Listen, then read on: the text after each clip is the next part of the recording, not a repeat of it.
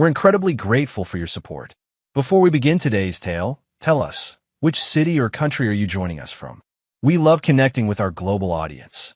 Now, let's dive into today's story. Chapter 1. The Mason Family. Jack Mason sat in his pickup truck outside the modest suburban home he'd purchased 7 years ago, reluctant to turn off the engine. 3 months of deployment in Eastern Europe had left him bone-tired, but something else kept him from walking through his front door. The text from his wife Diane had been brief. Welcome home. Mia can't wait to see you. Nothing about her missing him. Nothing about their anniversary last month. Just another in a growing line of disconnected communications. At 41, Jack had spent nearly 20 years in the military, the last 12 in Special Forces. The skills that made him exceptional at his job, patience, observation, tactical thinking, had begun bleeding into his personal life. He noticed the small inconsistencies in Diane's stories, the growing emotional distance, and the increasingly hollow sound of her laughter on their video calls. Jack finally killed the engine and grabbed his duffel bag. Whatever problems existed between him and Diane could wait until tomorrow. Tonight was for Mia, his 8-year-old daughter, the center of his universe. The house was quiet when he entered, too quiet for 6:30 in the evening. Usually, Mia would be practicing piano or watching TV, filling the space with her boundless energy. "Hello," Jack called out, dropping his bag in the entryway. Footsteps rushed down the stairs, and Mia appeared, her blonde hair flying behind her as she launched herself into his arms. "Daddy, you're finally home," she squealed as Jack lifted her, spinning her around. "There's my sunshine," Jack said, his smile genuine for the first time in months. "Where's Mom?" Mia's expression dimmed slightly. "She had to go out. Work stuff. She said she'd be back for dinner." Jack nodded, hiding his disappointment. Diane worked as a real estate agent, and emergency showings weren't uncommon. Still, she'd known exactly when he'd be home. "Is Warren with you?" Mia asked, her eyes scanning the empty hallway behind him. Jack frowned. "Who's Warren?" "Mom's friend," Mia replied casually. "He comes over sometimes when you're away." Jack kept his expression neutral despite the sudden tightness in his chest. "I don't know any Warren. Is he a work friend?" Mia shrugged. "I guess. He brings Mom wine, and they talk a lot after I go to bed." Jack swallowed hard. "How about you show me what you've been working on at school while we wait for Mom?" As Mia led him to the kitchen table covered with her artwork, Jack's mind was already calculating, assessing, planning, just as he'd been trained to do in hostile territory. Across town, Diane Mason sat across from Warren Blake in a dimly lit restaurant, twisting her wedding ring nervously. "You need to make a decision, Diane," Warren said, his voice low and intense. At 36, Warren was 5 years younger than Diane and worked in the same real estate office. His dark hair and confident demeanor had drawn her in during a period when Jack's absences had become too much to bear. "Jack's home now, and you can't keep this up forever." "I know," Diane whispered, guilt and confusion warring within her. "I just need more time. Mia adores her father, and I can't just blow up her world overnight." Warren's eyes darkened. "What about us? What about what I need?" "I've been patient, Diane, but patience has its limits." Unknown to either of them, this conversation would set in motion a chain of events neither could have anticipated. Back home, as Jack tucked Mia into bed, he noticed a drawing on her nightstand. It showed 3 figures, a small blonde girl, a brown-haired woman, and a tall man with dark hair, not Jack's military short light brown. "Is this Warren?" Jack asked, keeping his voice casual. Mia nodded sleepily. "He doesn't like me much," she mumbled. "He's nice when Mom's looking, but his eyes get scary when she's not." Jack kissed her forehead, his protective instincts flaring. "Don't worry, sunshine. Everything's going to be okay." By the time Diane returned home at 9:30, Jack had formulated the beginnings of a plan. Not for confrontation, not yet, but for information. "Sorry I'm late," Diane said, avoiding his eyes as she hung up her coat. Emergency showing turned into an offer. "We needed to get the paperwork done." Jack smiled, playing the role of the unsuspecting husband. "That's great, babe. Congratulations." As they moved around each other in the kitchen, The familiarity of 12 years of marriage mixing uncomfortably with the distance that had grown between them. Jack noticed the faint smell of unfamiliar cologne clinging to Diane's clothes. "How about a proper welcome home this weekend?" Jack suggested. "We could drop Mia at your mom's and have the house to ourselves."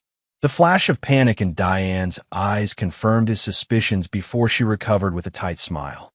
"Sure, that sounds nice. I'll call Mom tomorrow."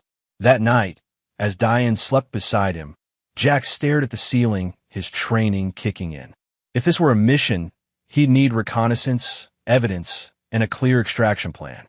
The fact that he was thinking about his marriage in tactical terms should have bothered him, but instead, it brought clarity.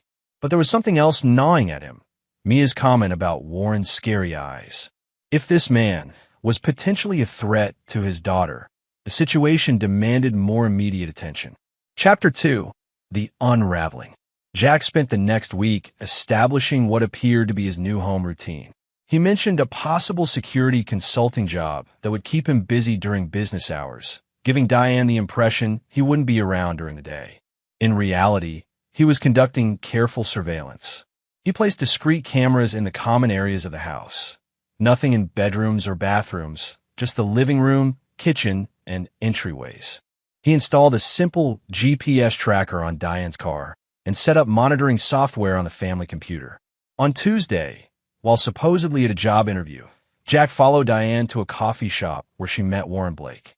From his position across the street, Jack took photos with a telephoto lens, capturing their intimate body language and the moment Warren's hand lingered on Diane's thigh under the table.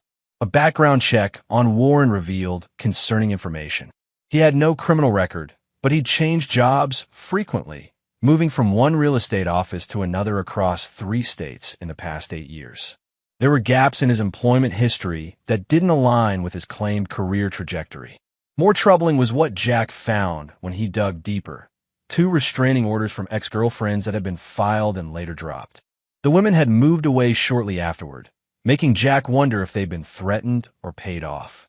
By Thursday, Jack had confirmed that Diane and Warren were having an affair, but his concern had shifted primarily to Warren's character and the potential threat he posed to Mia.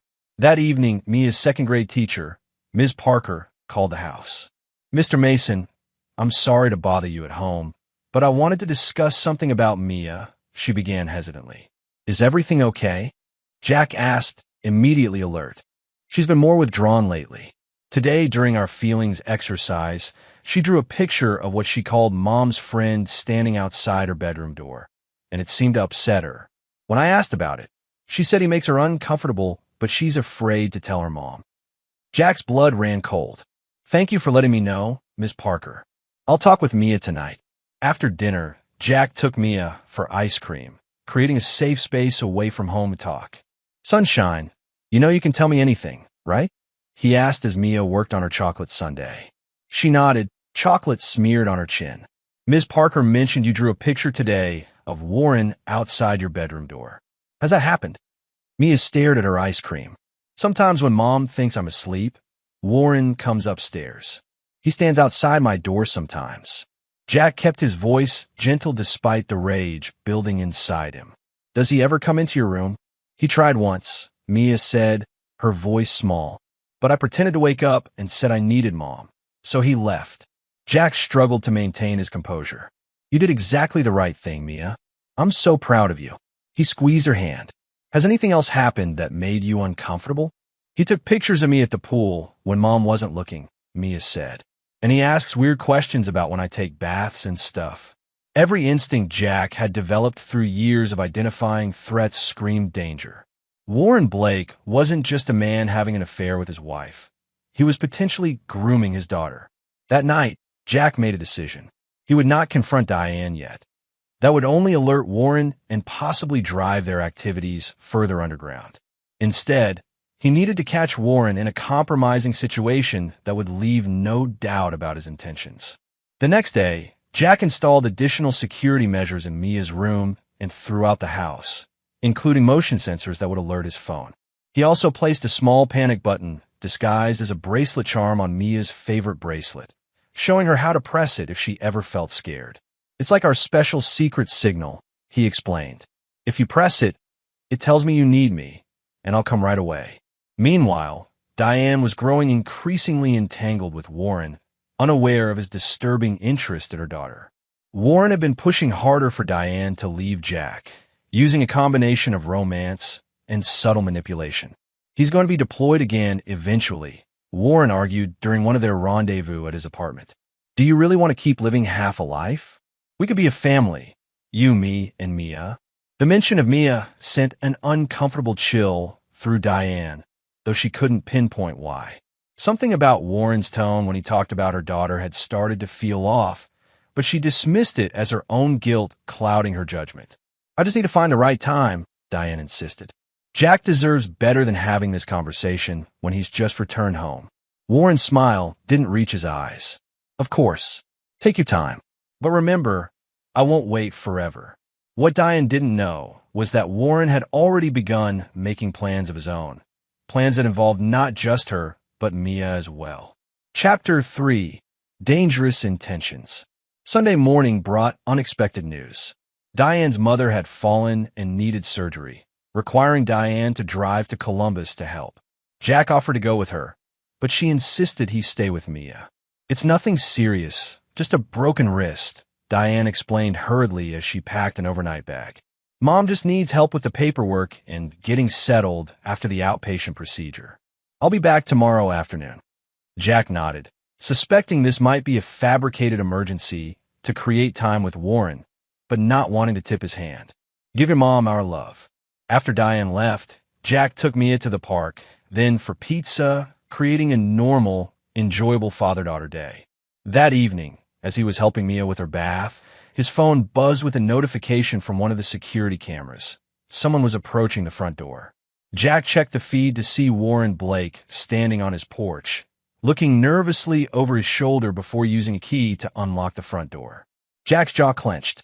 Diane had given her lover a key to their home. Mia, remember that bracelet I gave you? Jack said, keeping his voice casual despite the adrenaline starting to pump through his system. I need you to keep it on, even during your bath, okay? I have to check something downstairs, but I'll be right back. Jack quickly helped Mia finish her bath and get into her pajamas, then tucked her into bed with strict instructions to press the panic button if anyone other than him came into her room. He positioned himself in the master bedroom with his laptop, monitoring the security feeds as Warren moved through the house downstairs. Warren spent several minutes rummaging through Jack's office, photographing documents and searching drawers. Then, disturbingly, he moved to Mia's bedroom door, standing outside for long moments before slowly turning the handle. Jack was already moving, silent and fast as he'd been trained. As Warren pushed Mia's door open, Jack came up behind him, wrapped an arm around his throat in a blood chokehold, and dragged him backward into the hallway. Make a sound, and I'll crush your windpipe, Jack whispered into Warren's ear as the man struggled. My daughter is sleeping, and you're going to tell me exactly what you're doing in my house. Jack dragged Warren downstairs and forced him into a chair in the kitchen, cable tying his wrist to the armrests. I have a key, Warren gasped once Jack released the chokehold.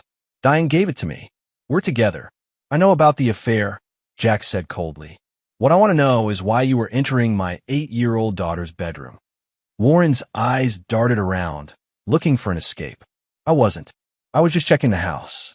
Diane asked me to grab some things for her. In my daughter's bedroom? Jack leaned in close. The same daughter you've been photographing at the pool? The same one you ask about bath times. Fear flashed across Warren's face. She told you that? She's making things up. Kids do that. Jack's expression didn't change as he pulled out his phone and showed Warren footage from the hidden cameras. Warren standing outside Mia's room on previous occasions. Warren following Mia with his eyes when Diane wasn't looking. I've been watching you, Jack said, and I've done some digging. Those restraining orders in Denver and Phoenix? The women who suddenly moved away? I made some calls. They were both single mothers. Warren's face contorted with rage. You don't know anything. Diane doesn't love you anymore. She's leaving you for me. This isn't about Diane, Jack said, his voice deadly quiet. This is about my daughter. I want you to listen very carefully. You're going to leave this house and never contact my family again. I'm keeping all the evidence I've gathered, and if you ever come near Mia again, I'll make sure everyone knows exactly what kind of man you are." Warren laughed, an ugly sound. "Threats? Really? You think Diane will believe you over me? I've been her shoulder to cry on for months. You're nothing but a part-time husband who puts his military career above his family. By the time I'm done, you'll be lucky if you get supervised visitation with Mia." The threat to separate him from his daughter snapped something in Jack. His training had taught him to identify predators, and every instinct told him Warren Blake was dangerous, not just to his marriage, but to Mia.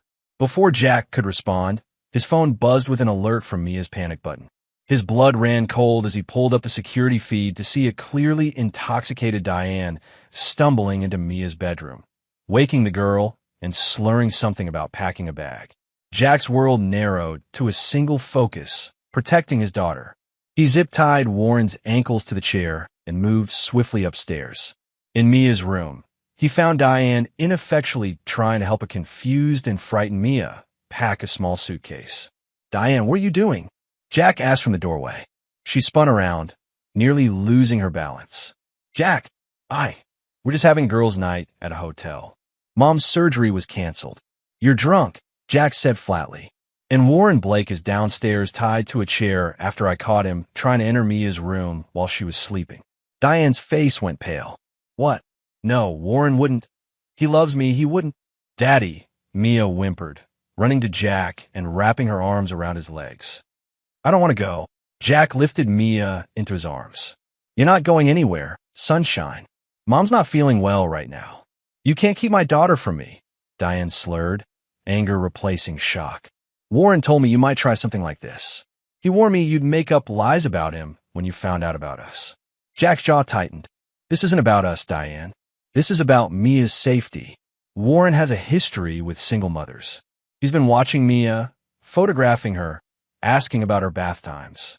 He was entering her room tonight while she was sleeping." "You're lying," Diane insisted, though doubt crept into her voice. "Let me talk to him." "Go ahead," Jack said, not moving from his protective stance in front of Mia. "He's in the kitchen, but Mia stays with me."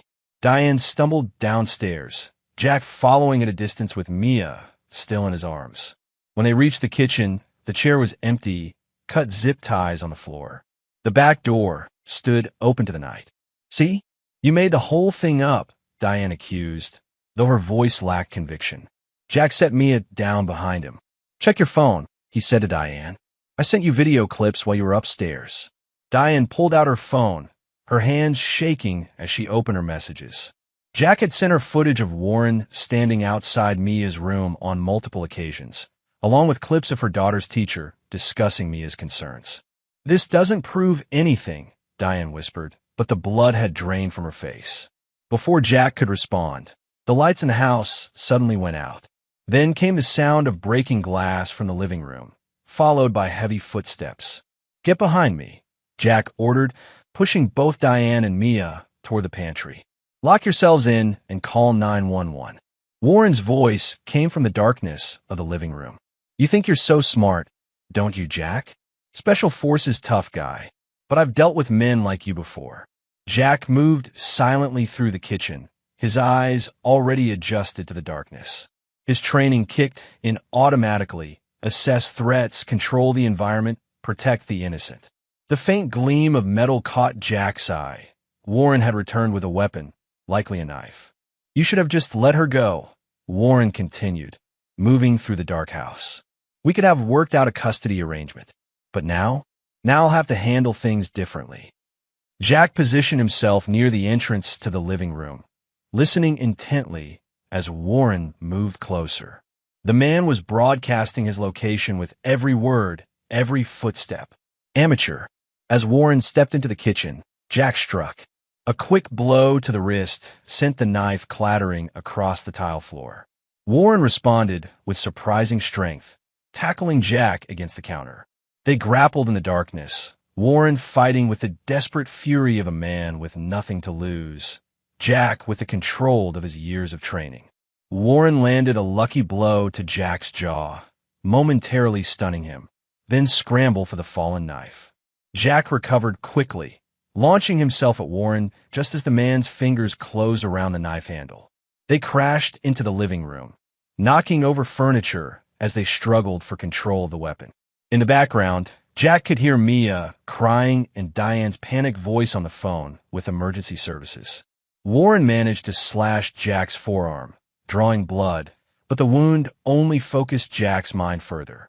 With a practiced move, he trapped Warren's knife hand and applied crushing pressure to the nerves, forcing the man to drop the weapon. Warren howled in pain and rage, thrashing wildly as Jack subdued him efficiency, twisting the man's arm behind his back and forcing him face down onto the floor. "It's over," Jack said, his voice deadly calm despite the adrenaline coursing through his system. Warren's response was to buck violently, throwing Jack off balance just enough to break free. Instead of fleeing, Warren lunged toward the pantry where Diane and Mia were hidden. Jack reacted instinctively. He grabbed the fallen knife and hurled it, piercing Warren's thigh. The man screamed and collapsed, blood pooling beneath him as he clutched at his leg. Flashing lights appeared outside as police cars pulled up to the house. Jack kept pressure on Warren, ensuring he couldn't move until officers burst through the door with weapons drawn. "He broke in with a knife," Jack explained calmly as officers secured the scene. "My wife and daughter are in the pantry. The man is injured but stable." As paramedics treated Warren and the police took statements, Jack held a trembling Mia while Diane sat shell-shocked on the couch. The officers found Warren's phone, which contained disturbing photos of Mia and other children, immediately elevating the case to a potential sex crimes investigation. Later that night, as Mia finally slept with Diane watching over her, Jack sat with Detective Reynolds in the kitchen. "He won't be a threat to your family anymore," Reynolds assured him. "The evidence on his phone alone is enough to put him away for a long time. And with the attack tonight, attempted assault with a deadly weapon adds more years." Jack nodded tiredly. "What about my wife?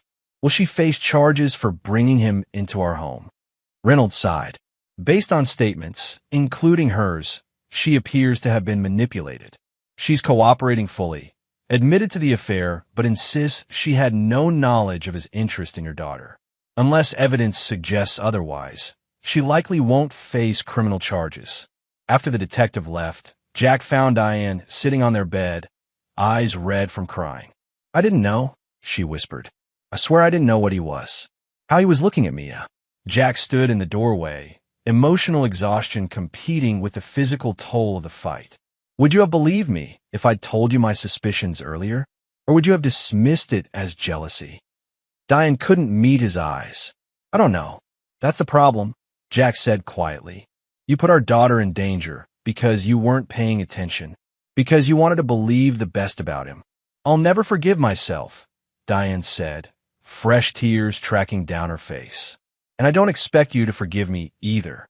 Jack looked at his wife, this woman he had loved for 12 years, the mother of his child, and felt nothing but a hollow ache.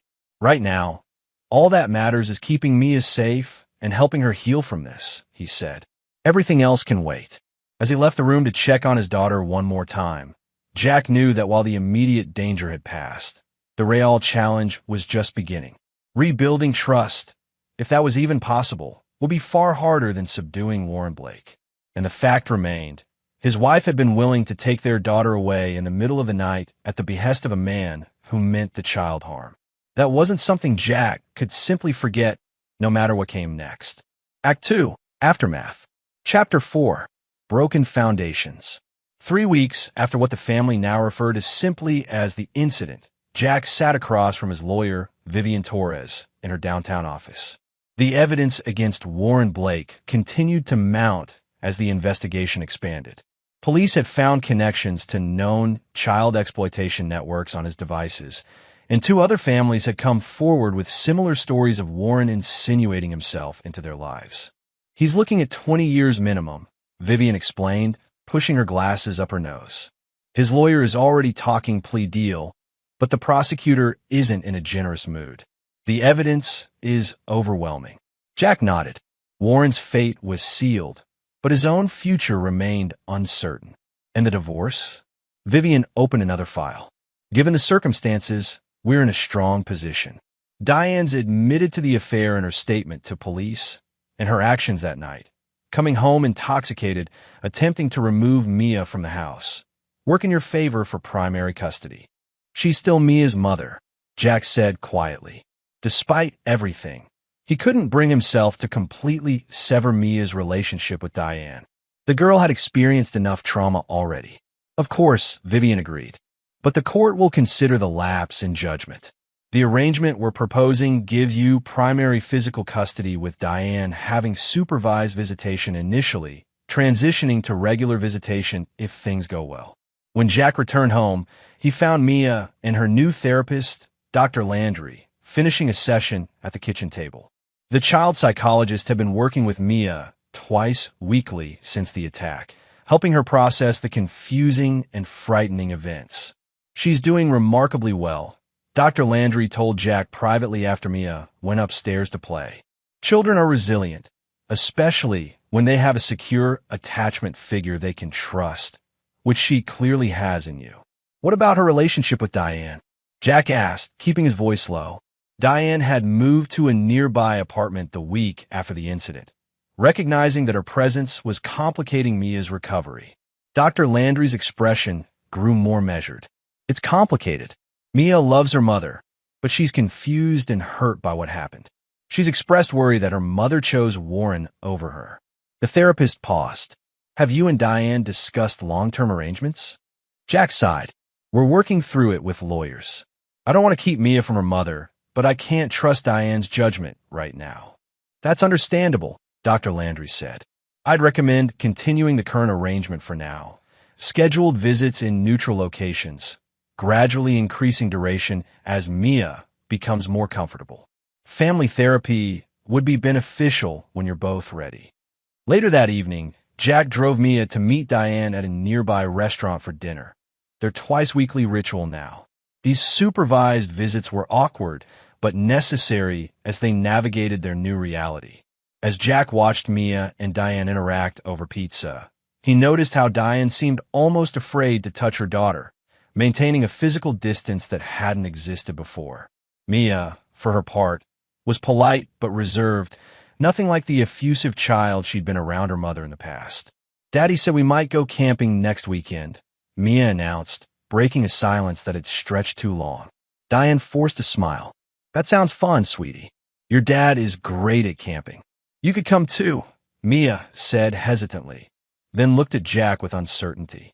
The invitation caught both adults off guard. Diane glanced at Jack, who kept his expression neutral despite his surprise. That's thoughtful of you to offer, Mia, Diane said carefully. But I think this should be special time just for you and Daddy. The disappointment on Mia's face was subtle but unmistakable. Jack realized that despite everything, Mia was trying to reconstruct her shattered family in the only way her 8-year-old mind knew how. After dinner, when Mia went to the restroom, Jack and Diane had a rare moment alone. How are the new anxiety medications working? Jack asked, aware that Diane had been struggling with panic attacks since learning the full extent of Warren's predatory behavior. Diane twisted her napkin between her fingers. Better. The nightmares aren't as frequent. She looked up, meeting his eyes directly for the first time in weeks. Jack, I know you might never forgive me, but I need you to know I would have died before knowingly letting anyone hurt her. Jack believed her, which made the situation all the more tragic. Diane hadn't been malicious, just blind, selfish, and careless. In some ways, that was harder to reconcile than deliberate malice would have been. I know, he said finally, but good intentions don't change what happened, or what could have happened if things had gone differently that night. Back at home, after tucking Mia into bed, Jack sat on his porch with a glass of bourbon and mulled over the surprising invitation Mia had extended to Diane. Despite his anger and disappointment, he couldn't ignore the reality that Diane was still Mia's mother, and Mia clearly wanted to repair that relationship. The following morning brought an unexpected visitor. Ben Nelson, Jack's former commanding officer and longtime friend, stood on the porch with coffee and donuts. Thought you could use some breakfast and a friendly ear, Ben said gruffly, his weathered face showing concern beneath his usual stoic expression. They sat at the kitchen table while Mia watched cartoons in the living room, and Jack filled Ben in on the latest developments. So what's the endgame here? Ben asked bluntly after listening. Full custody? Reconciliation? Clean break? Jack scrubbed a hand over his face. I don't know. The lawyer thinks I can get primary custody easily given the circumstances. But Mia invited Diane to come camping with us next weekend, which threw me for a loop. Ben nodded thoughtfully. Kids want their parents together, even when it's not possible. Part of me thinks I should try to forgive Diane for Mia's sake, Jack admitted. But another part can't get past the fact that she brought a predator into our home, gave him a key, and was about to take Mia away with her that night. Those aren't mutually exclusive positions, Ben pointed out. You can forgive Diane without trusting her with Mia's safety again. At least not right away. As they talked, Jack's phone buzzed with a text from Vivian. Call me ASAP. New development.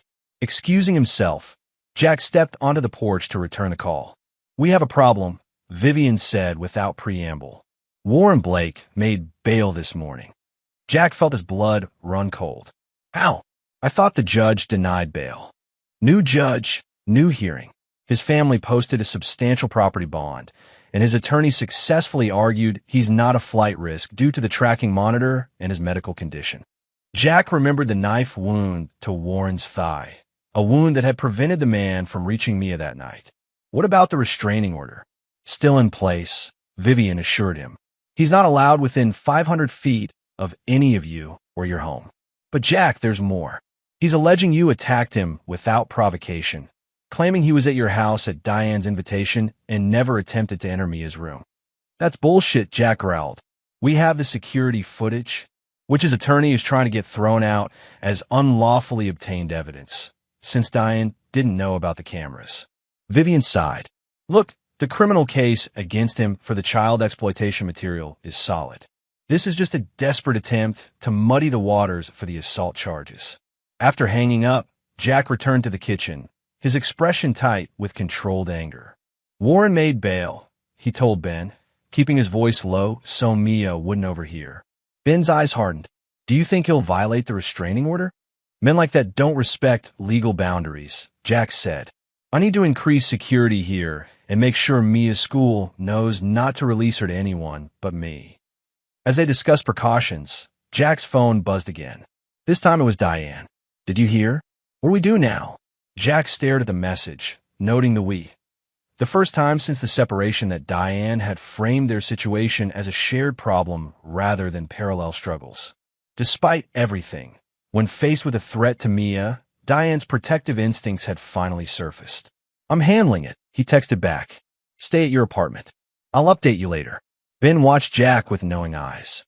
You're not just going to sit back and wait for the legal system, are you? Jack shook his head slowly. Warren Blake is a predator who's already demonstrated he's willing to use violence. I'm not going to give him a chance to hurt my family again. What do you need? Ben asked simply. Eyes on Blake. Information on his movements, associates, routine, and maybe backup depending on what he does next. Ben nodded, pulling out his phone. I know a few guys who owe me favors. Discreet surveillance, off the books. As they worked out details, Jack felt a familiar calm settling over him, the focused alertness that had served him well during missions. Warren Blake had underestimated him once. It wouldn't happen again. Meanwhile, across town, Warren sat in his apartment, leg propped up on a cushion as he seethed with humiliation and rage. The tracker on his ankle was a constant reminder of his current restrictions, but his mind was already working on ways around them. They think this is over, he muttered to himself, swallowing another painkiller. But they have no idea what I'm capable of when I'm crossed. On his coffee table lay a floor plan of Jack's house, a copy Diane had given him months ago when discussing potential renovations. Beside it was a school newsletter with Mia's class schedule highlighted. And on his phone, saved messages from Diane professing her love, messages he planned to use to drive a final wedge between her and Jack. Warren didn't just want revenge. He wanted to destroy the Mason family completely, and he wasn't going to let a tracking anklet stop him. Chapter 5, Countermoves. By mid-April, a fragile new normal had established itself. Jack had installed additional security measures at the house, enrolled Mia in a different school closer to home, and established a communication protocol with Diane that prioritized Mia's safety. The investigation into Warren continued, with more disturbing evidence emerging as digital forensics experts analyzed his devices. What Jack didn't know was that Warren had been methodically working to undermine him from afar. Unable to approach the Mason family directly due to the restraining order and ankle monitor, Warren had instead focused on gathering leverage and manipulating others to do his dirty work. His first move was reaching out to Diane under the guise of closure. "I know we can never be together now," he wrote in an email sent through a lawyer, ostensibly for legal purposes. "But there are things you should know about Jack and the night of the incident that might change how you see things." Against her better judgment, Diane responded, asking what he meant. The exchange began a slow drip of carefully crafted half-truths and outright lies designed to plant seeds of doubt about Jack's stability and intentions. Warren's second move involved an old acquaintance from his real estate days, Cole Weathers, a man with his own grudge against Jack from a property deal gone sour years earlier. Cole was all too happy to help gather information on Jack's movements and routine, staying just outside the restraining order boundary to avoid legal complications. Meanwhile, Jack was conducting his own counterintelligence. Ben's contacts had established surveillance on Warren, documenting his visitors and movements while seemingly respecting the legal restrictions placed on him. "He's playing it smart," Ben reported during one of their regular check-ins. "No direct contact, no obvious violations. But he's had meetings with some shady characters, including that real estate agent who tried to screw you on the lake property deal." Jack frowned. "Cole Weathers? I haven't thought about him in years." "Well, he's thinking about you," Ben replied. "He's been watching your house from just beyond the property line. Not close enough to violate any orders, but definitely surveillance." This information prompted Jack to adjust his security measures and vary his routines. He also decided it was time to bring Diane more fully into the loop. They met at a neutral location, a park where Mia could play on the playground while they talked privately on a nearby bench. "Warren's been contacting me," Diane admitted after Jack explained his concerns. "Through his lawyer, supposedly for case-related issues, but the messages always contain personal elements. Subtle things about you, about us." Jack kept his expression neutral despite the flare of anger. "What kind of things?" Diane looked away, watching Mia on the swings. "Suggestions that you've been violent before, that your military background makes you unstable, that you're using Mia to punish me. And do you believe any of that?" Jack asked quietly. Diane finally met his gaze. "No, but he's persuasive. If I didn't know better, if I hadn't seen what happened that night, I might start to doubt myself." This candor from Diane was new, a sign that perhaps she was finally seeing Warren for who he truly was. Jack decided to trust her with more information. "He's having you watched," Jack said. "And me. A man named Cole Weathers has been surveilling our movements." Diane paled. "The real estate agent? I remember him. He was at the office once arguing with Warren. I thought they hated each other." "Apparently they found common ground in disliking me," Jack said dryly. "Look, Diane, I think Warren is planning something. The surveillance, the manipulation through messages, he's gathering information and trying to create division between us." "What do we do?" Diane asked, fear evident in her voice. "First, we present a united front where Mia is concerned," Jack said firmly. "No matter what happens between us, we need to agree that her safety comes first.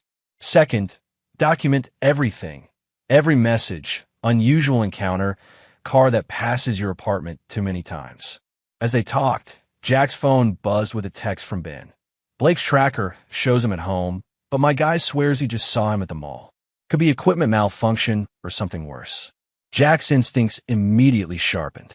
If Warren had found a way to circumvent his monitoring, the threat level had just escalated significantly. "I need to get Mia home," he told Diane, showing her the message. "If he's figured out how to fool the ankle monitor, none of the legal protections mean anything."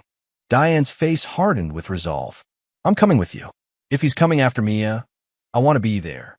Jack hesitated only briefly before nodding. Having Diane at the house would be complicated emotionally, but it made tactical sense to have another adult watching over Mia. As they drove home, Jack called Vivian to report the potential monitoring violation, then contacted Detective Reynolds with the same information. Both promised to investigate immediately, but Jack knew bureaucratic wheels turned slowly. By the time officials confirmed whether Warren had actually tampered with his tracker, it might be too late. At the house, Jack implemented full security protocols, checking all entry points, activating additional monitoring systems, and preparing go bags in case they needed to leave quickly. Diane watched with a mixture of awe and dismay as Jack efficiently transformed their family home into what essentially amounted to a fortress. "Has it been like this the whole time?" she asked quietly as Jack checked the reinforcements on the back door. "Pretty much," Jack admitted. "I didn't want to scare Mia, so most of it is subtle, but yes." Diane looked stricken. "I had no idea. I thought maybe you were being paranoid." "It's not paranoia when the threat is real," Jack said without looking up from his work.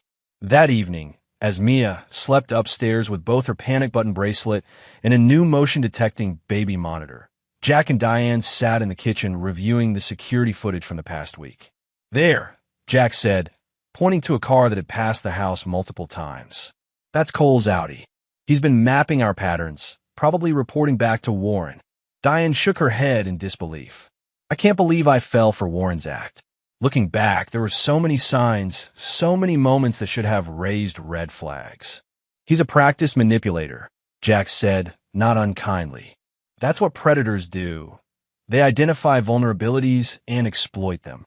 "My vulnerability was feeling abandoned," Diane admitted quietly. "All those deployments, all those months of solo parenting. I resented you for having a purpose, a mission, while I felt stuck in place." Jack stopped scrolling through footage to look at her. It was the most honest she'd been about the roots of her dissatisfaction. "I could have done better," he acknowledged. "Been more present when I was home. Recognized how hard it was for you." This moment of mutual recognition, of shared responsibility for the breakdown of their marriage, didn't erase what had happened, but it created a small bridge of understanding between them. The moment was interrupted by Jack's phone ringing. "Ben. Blake's not at his apartment," Ben said without preamble. "The tracker is there, but he's removed it somehow. My guy followed a car from the underground garage. It's heading in your direction." Jack immediately moved to action. "How long?" 20 minutes, maybe less," Ben replied. "I'm 10 minutes out with backup." Jack ended the call and turned to Diane. "Warren's coming. We need to move Mia now." They had practiced this drill. Jack had insisted on it despite Diane initially thinking it excessive. Now, she moved with focused urgency, grabbing the go bag while Jack went to wake Mia. "Sunshine, remember our special game?" Jack asked gently as he roused a sleepy Mia. "We need to play it right now. The quiet hide and seek one." Mia, still half asleep but sensing the tension, nodded and allowed Jack to carry her downstairs. Diane was already waiting by the hidden exit Jack had installed in the pantry, a modification that led to a neighbor's yard through a concealed tunnel. "Go with Mom," Jack instructed Mia, transferring her into Diane's arms. "Follow the path exactly like we practiced. Ben will meet you at the safe house." "You're not coming?" Diane asked, suddenly afraid. Jack checked his weapon, a 9mm pistol he'd legally owned for years, but had only recently started carrying in the house. "Someone needs to deal with Warren. He won't stop unless he's forced to." "Jack, don't," Diane pleaded. "Let the police handle it. Come with us." "The police won't get here in time," Jack said grimly. "And I'm not running while he's free to keep pursuing us. Go, now." As Diane reluctantly carried Mia through the concealed exit, Jack positioned himself in the darkened living room with a clear view of both the front and back entrances. He sent a quick text to Detective Reynolds with his suspicions about Warren's imminent arrival, then settled in to wait. He didn't have to wait long. 15 minutes later, a car pulled up half a block away, lights off. Through his night vision monocular, Jack observed two men exit the vehicle, Warren, moving with a slight limp, and Cole Weathers. Instead of approaching the front door, the men circled around toward the back of the property, clearly planning to enter through the less visible rear of the house. Jack smiled grimly. predictable. When the sound of breaking glass came from the sunroom at the back of the house, Jack remained motionless, allowing the intruders to fully commit to the break-in. He had positioned remote cameras throughout the house, giving him a tactical advantage. He could track their movements while remaining unseen. Warren entered first, a pistol in his hand, scanning the darkened kitchen. Cole followed, carrying what appeared to be a duffel bag. "Remember, we grab the kid and go," Warren whispered. "Mason will do anything to get her back, including dropping the charges." "What about the wife?" Cole asked. Warren's face twisted with malice in the dim light. "She's collateral damage. She betrayed me, chose him over me after everything I did for her." Jack felt cold fury wash over him at the confirmation of their intentions. This was no longer just about revenge or intimidation. They had come to abduct his daughter, potentially harm his wife. The stakes couldn't be higher. He allowed them to move deeper into the house, watching through the camera feed as they cleared rooms one by one, growing increasingly confused and agitated at finding the house apparently empty. "They must have been warned," Cole said nervously. "Maybe we should bail." "No," Warren snarled. "They're here somewhere. The car's still in the garage, and Mason wouldn't leave it if they were running." As they approached the living room where Jack waited, he sent a final text to Ben. "Two armed intruders. Hostile intent confirmed. Engaging." Then he stepped out from behind his position, weapon raised. "Police are on their way, Warren. Put the gun down." Warren spun around, firing wildly in Jack's direction. The shot went wide, embedding itself in the wall as Jack dove for cover behind a heavy oak cabinet. "You're dead, Mason," Warren shouted, his voice unhinged with rage. "Then I'm going to find your precious daughter and finish what I started." The explicit threat eliminated any hesitation Jack might have felt. Warren Blake had just confirmed his worst intentions toward Mia, intentions Jack had suspected from beginning. Cole, apparently realizing he'd gotten in over his head, made a break for the back door. Jack let him go, focusing on the more dangerous threat. Warren was moving through the room, using furniture as cover as he worked his way toward Jack's position. "Did Diane tell you about all the times she cried on my shoulder?" Warren taunted, trying to provoke Jack into making a mistake. "How she said you were cold, absent, more married to the military than to her. How she wished she'd never had a child with you." Jack tuned out the provocations, focusing instead on Warren's movements, predicting his next position. When Warren paused to reload, Jack made his move, rolling to a new position that gave him a clear angle. "Drop it, Warren," Jack commanded. "Last chance." Warren responded by firing again, the bullet splintering wood inches from Jack's head. Jack returned fire, hitting Warren in the shoulder. The man screamed in pain and rage, but didn't drop his weapon, instead charging toward Jack's position with reckless abandon. In the split second before Warren rounded the cabinet, Jack made a tactical decision. He could retreat, possibly exposing himself to more danger, or he could stand his ground and potentially be forced to use lethal force. He chose a third option. As Warren appeared, Jack struck with stunning speed, disarming the man with a practiced move that sent the gun skittering across the floor. Warren, now weaponless but still dangerous, grappled with Jack, his face contorted with hatred. "I'll kill you," Warren gasped through gritted teeth, blood from his shoulder wound soaking his shirt. "Then I'll find them. You can't protect them forever." They struggled across the room, crashing into furniture. Despite his wound, Warren fought with the desperate strength of a cornered animal. He managed to grab a heavy crystal vase from a side table and smashed it against Jack's temple, momentarily stunning him. As Jack's vision swam, Warren staggered toward his fallen gun. Jack forced himself to focus through the pain, launching himself at Warren's legs in a tackle that sent them both crashing into the living room's large picture window. The glass shattered under their combined weight, and they tumbled onto the front lawn in a shower of broken shards. Warren landed badly, a large piece of glass slicing deep into his thigh. Ironically, the same leg Jack had wounded during their previous encounter. The man screamed in agony as blood pulsed from the severed artery. Jack, dazed but conscious, immediately applied pressure to the wound, instinctively working to save the life of the man who had just tried to kill him. "Help is coming," Jack said grimly as Warren's face grew pale from blood loss. "You're going to live to stand trial."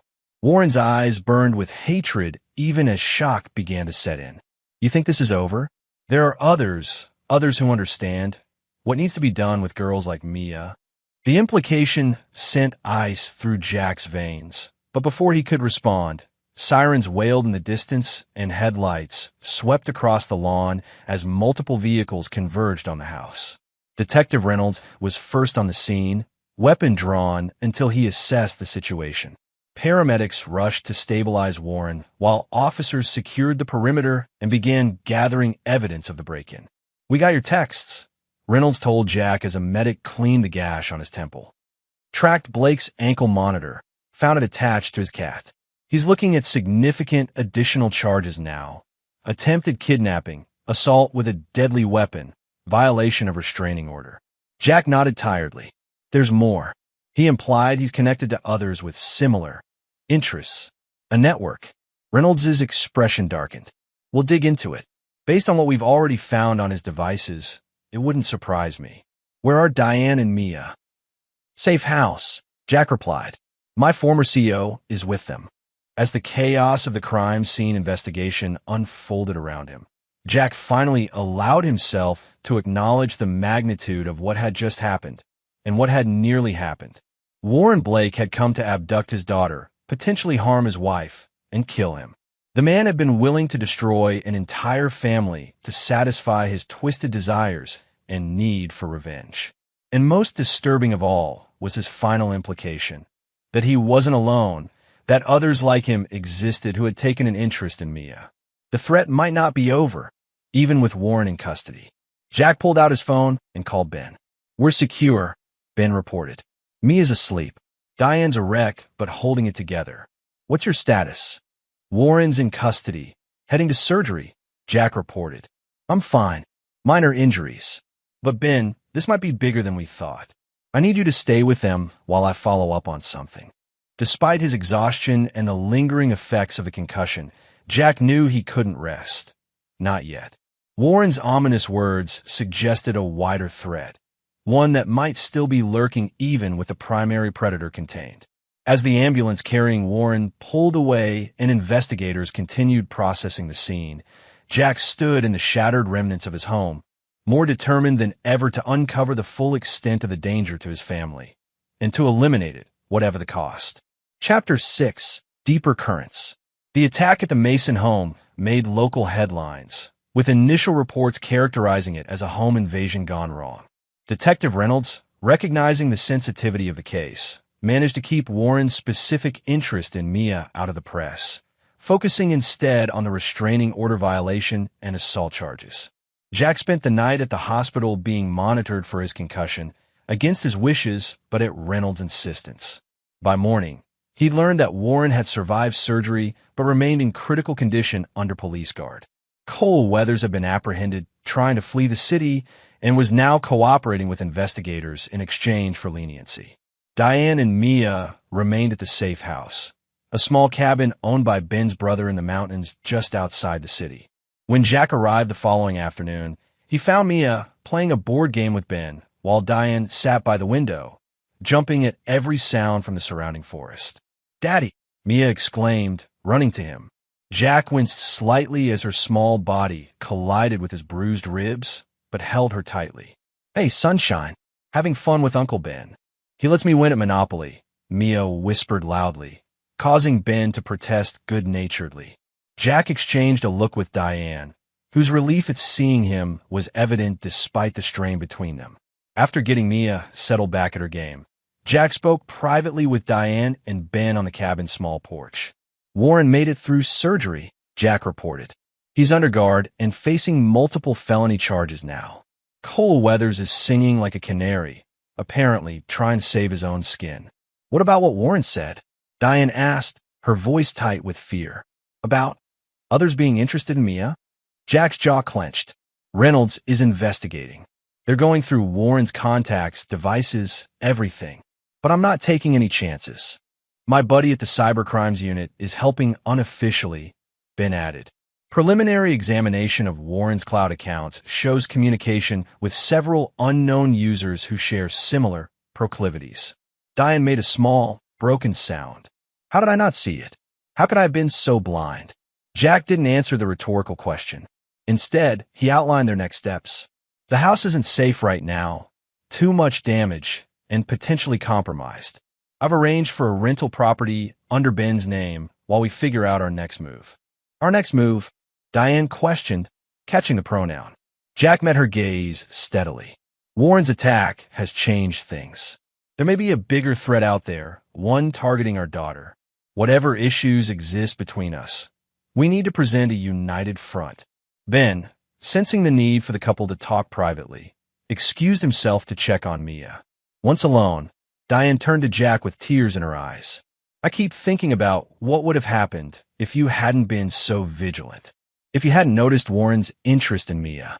If you hadn't installed those cameras. But I did, Jack said simply. And we stopped him. No, you stopped him, Diane corrected. I was part of the problem. She wiped at her tears angrily. I brought him into our lives. I gave him access to our home, to Mia. I believed his lies over your concerns. Jack leaned against the porch railing, exhaustion from the past 24 hours catching up with him. Why? What did you see in him that made you trust him so completely? It was a question that had haunted him for weeks. Understanding Diane's vulnerability to Warren's manipulation might help protect against similar threats in the future. Diane was quiet for a long moment. Attention, she finally said. Validation. When you're deployed, I'm essentially a single parent. I handle everything alone, the house, Mia, my job. Warren made me feel seen in a way I hadn't in years.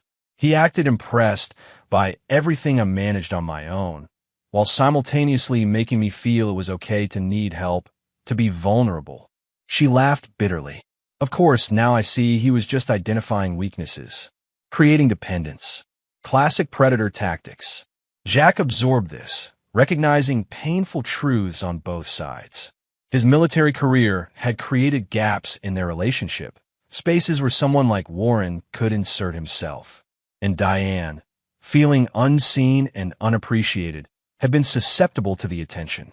For what it's worth, Jack said after a while, I've always been impressed by how you manage everything during deployments. I just didn't say it enough. A tentative truce formed in that moment. Not forgiveness or reconciliation, but a recognition of shared vulnerabilities and mistakes that had led them to this point. The conversation was interrupted by Jack's phone. It was Reynolds. We found something on Weathers' phone, the detective said without preamble. GPS coordinates for a cabin near Lake Marshall. According to Weathers, it's where Warren was planning to take Mia. Jack's blood ran cold. Have you checked it out? Team's on the way now. But Jack, there's more. Weathers claims Warren talked about associates who would be meeting them there. He says he thought it was just buyer clients for a property showing, but given what we know now, I want to see it, Jack said immediately. Absolutely not, Reynolds replied firmly. This is an active investigation, and you're a material witness. Stay with your family. I'll update you as soon as we know more. After hanging up, Jack relayed the information to Diane, who looked physically ill at the implications. We need to get Mia further away, she whispered. Maybe my sister's place in Oregon? Jack shook his head. Running won't solve this. If there really is a network involved, they could have resources beyond what we imagine. Our best bet is to stay close to the investigation, help identify everyone involved, and make sure they're all apprehended. Their discussion was interrupted by Ben, who stepped onto the porch with a concerned expression. Jack, Mia's asking about going home. She wants to know when things will be normal again. The simple question from an 8-year-old perspective highlighted the cruel reality they faced. Normal might never return, not in the way Mia remembered it. Tell her we're having a special vacation for a while, Jack suggested after a moment's thought. That we'll be staying in a new house for a bit because ours needs some repairs. Ben nodded and returned inside, leaving Jack and Diane to confront the uncertainty of their future. What happens when this is over? Diane asked quietly. With us? With custody arrangements? It was the question that had hovered between them since the separation, now complicated by recent events. I don't know, Jack admitted. A week ago, I would have said we proceed with the divorce, establish a custody schedule, move on separately. But now, there's a threat to Mia that changes everything, Diane finished for him. Jack nodded, then added something he hadn't planned to say. And you've changed too. The Diane from 3 weeks ago wouldn't have accepted Warren's true nature so completely. Wouldn't have been so focused on Mia's safety above everything else. It wasn't forgiveness, exactly, but it was an acknowledgement of growth, of Diane's eyes finally being open to the danger she had unwittingly invited into their lives. I'll never make that mistake again, Diane said with quiet intensity. I'll never trust anyone around Mia without absolute certainty they mean her no harm. It was the kind of protective instinct Jack had been waiting to see from her, late in coming, but perhaps not too late for their daughter's well-being. Later that evening, as Mia slept in the cabin's small second bedroom, Jack received another call from Reynolds. We raided the cabin, the detective reported, his voice grim.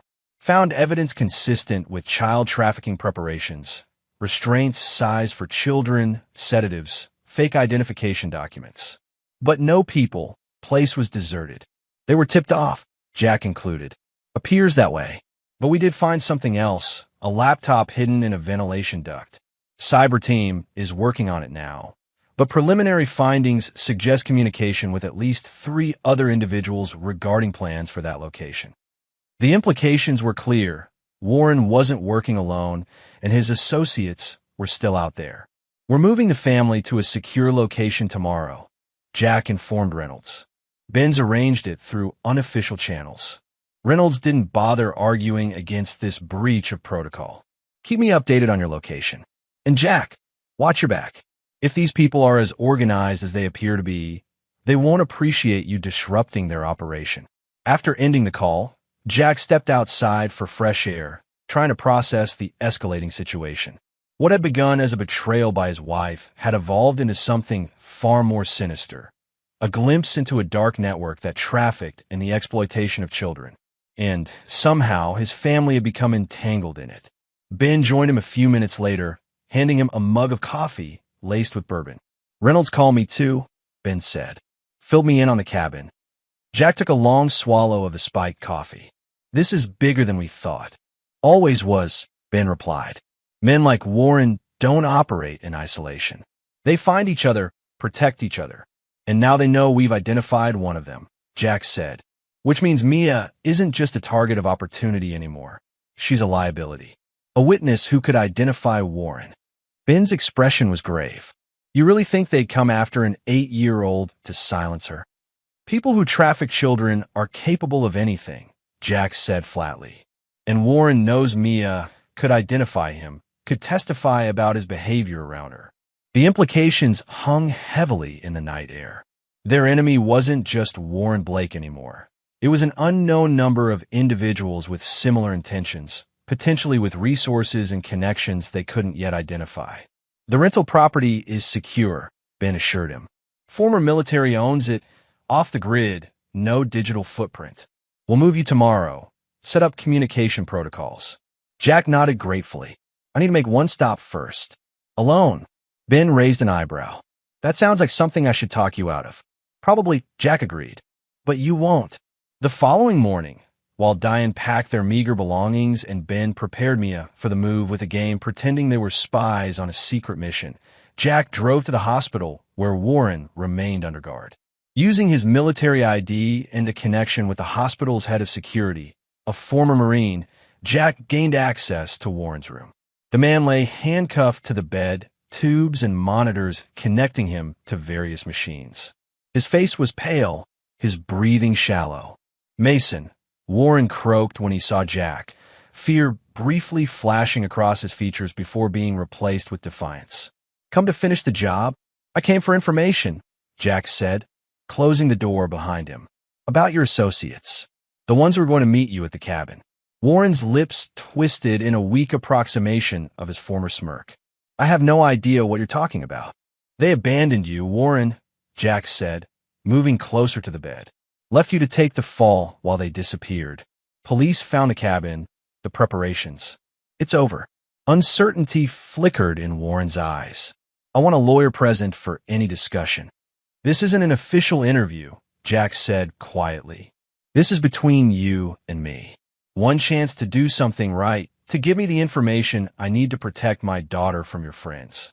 You can't touch me, Warren sneered, though his confidence appeared to be wavering. I'm in police custody. Anything happens to me, you're the obvious suspect. Jack smiled thinly. I'm not going to hurt you, Warren.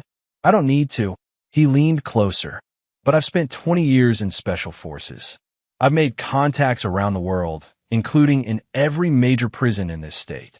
One phone call, and your life inside becomes difficult.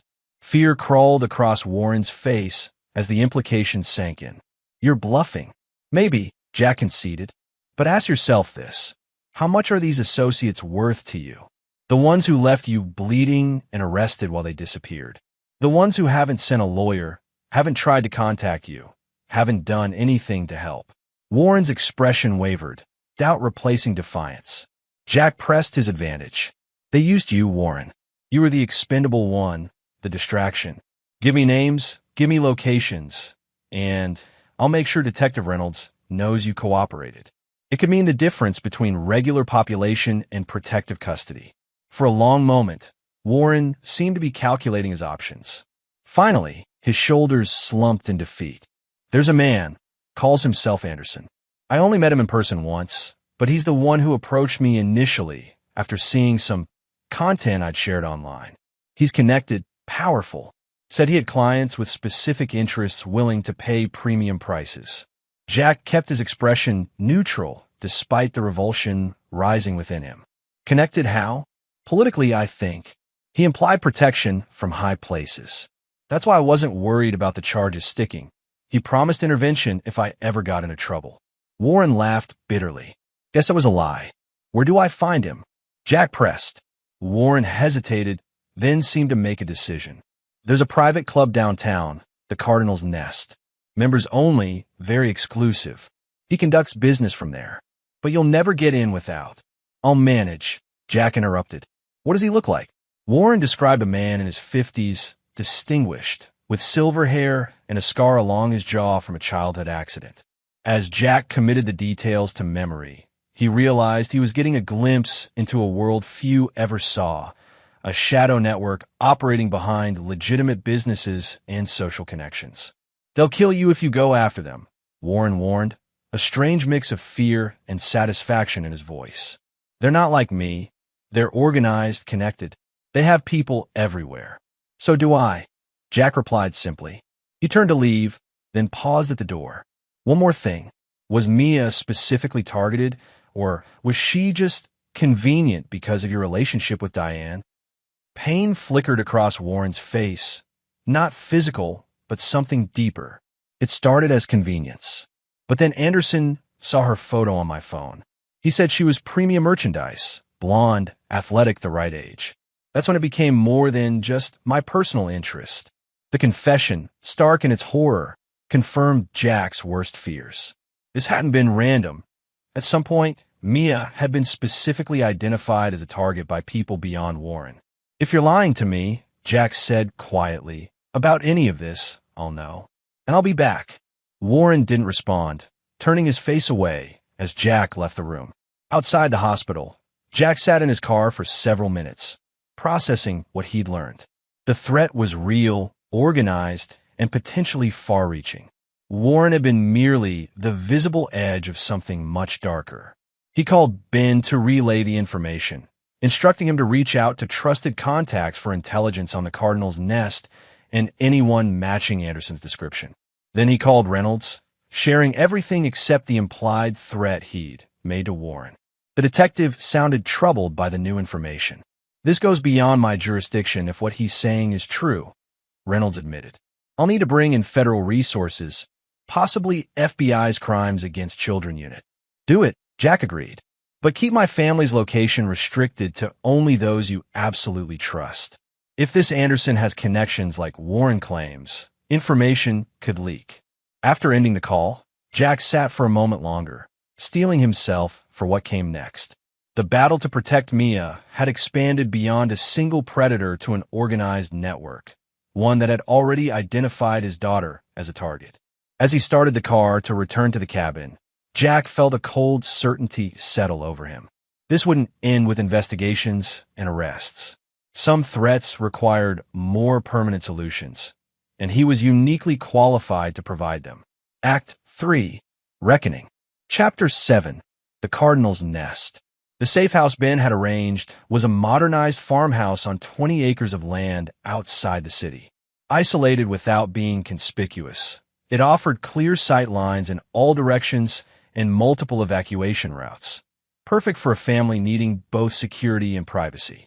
For Mia, the property was an adventure, a pond for swimming, woods for exploring, even a small stable with 2 gentle horses owned by the property's caretaker. The illusion of a vacation helped distract her from the reality of their situation, though she sometimes asked pointed questions that revealed her awareness that something was wrong. "Are the bad men still looking for us?" she asked Jack one evening as he tucked her into bed in the farmhouse's cozy second bedroom. Jack paused, considering how much truth an 8-year-old could handle.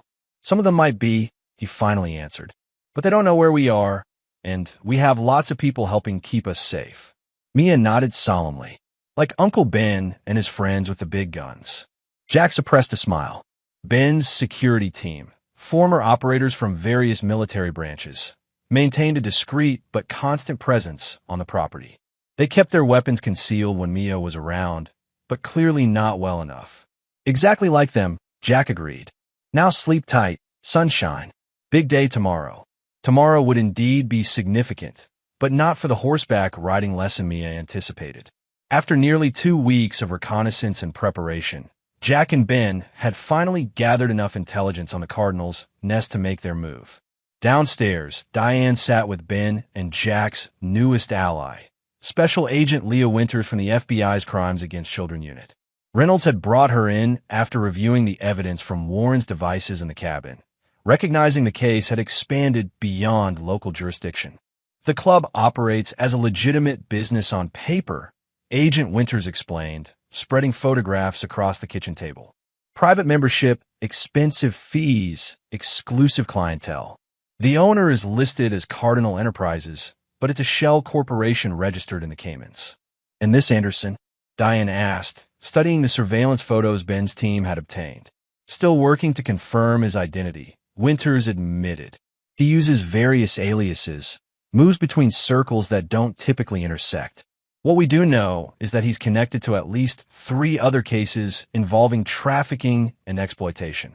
Jack examined the photos thoughtfully. The man matched Warren's description, distinguished, silver-haired, with a distinctive scar along his jawline.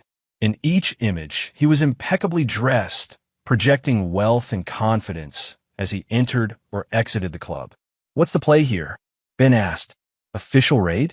Undercover operation?" Winters grimaced. "That's the problem. We don't have enough for a warrant yet. These types of operations are notoriously difficult to penetrate. They use rotating locations, encrypted communications, vetted members only. The club is just the visible front. So we create our own way in," Jack said, his mind already formulating a plan. "Whatever you're thinking, stop," Winters warned. "This is a federal investigation now. Civilian interference could jeopardize our chances of taking down the entire network." Jack met her gaze evenly. "With all due respect, Agent Winters, these people have specifically targeted my daughter. While you build your case, they remain active and dangerous. I'm not willing to sit back and hope your investigation moves faster than their operations." Tension filled the room as the professional and personal objectives clashed. Ben, ever the mediator, stepped in. "What if we work together?" he suggested. "Jack has resources and skills that could supplement your investigation, Agent Winters. Off the books, of course." Winters looked skeptical. "What kind of resources?" "I have contacts at the Cardinal's Nest," Jack revealed. "A former teammate works security there. Private contractor, not aware of what might be happening behind the scenes. He can get me in, make introductions." This was news to everyone in the room, including Ben. Jack had been conducting his own parallel investigation, reaching out to old networks while the FBI followed official channels. "That's extremely dangerous," Winters objected. if Anderson or his associates identify you as Mia's father. They won't, Jack assured her. I'll be using a cover identity my friend has already established, an out-of-town investor looking for exclusive opportunities. Anderson doesn't know what I look like. Diane, who had been quietly listening, finally spoke up. I don't like this. You're putting yourself directly in their path. Better me than them finding us here, Jack pointed out gently. Every day they operate freely is another day Mia remains at risk. The discussion continued late into the night, with Winters reluctantly agreeing to coordinate with Jack's infiltration attempt while maintaining plausible deniability for the Bureau. The plan was simple in concept, complex in execution.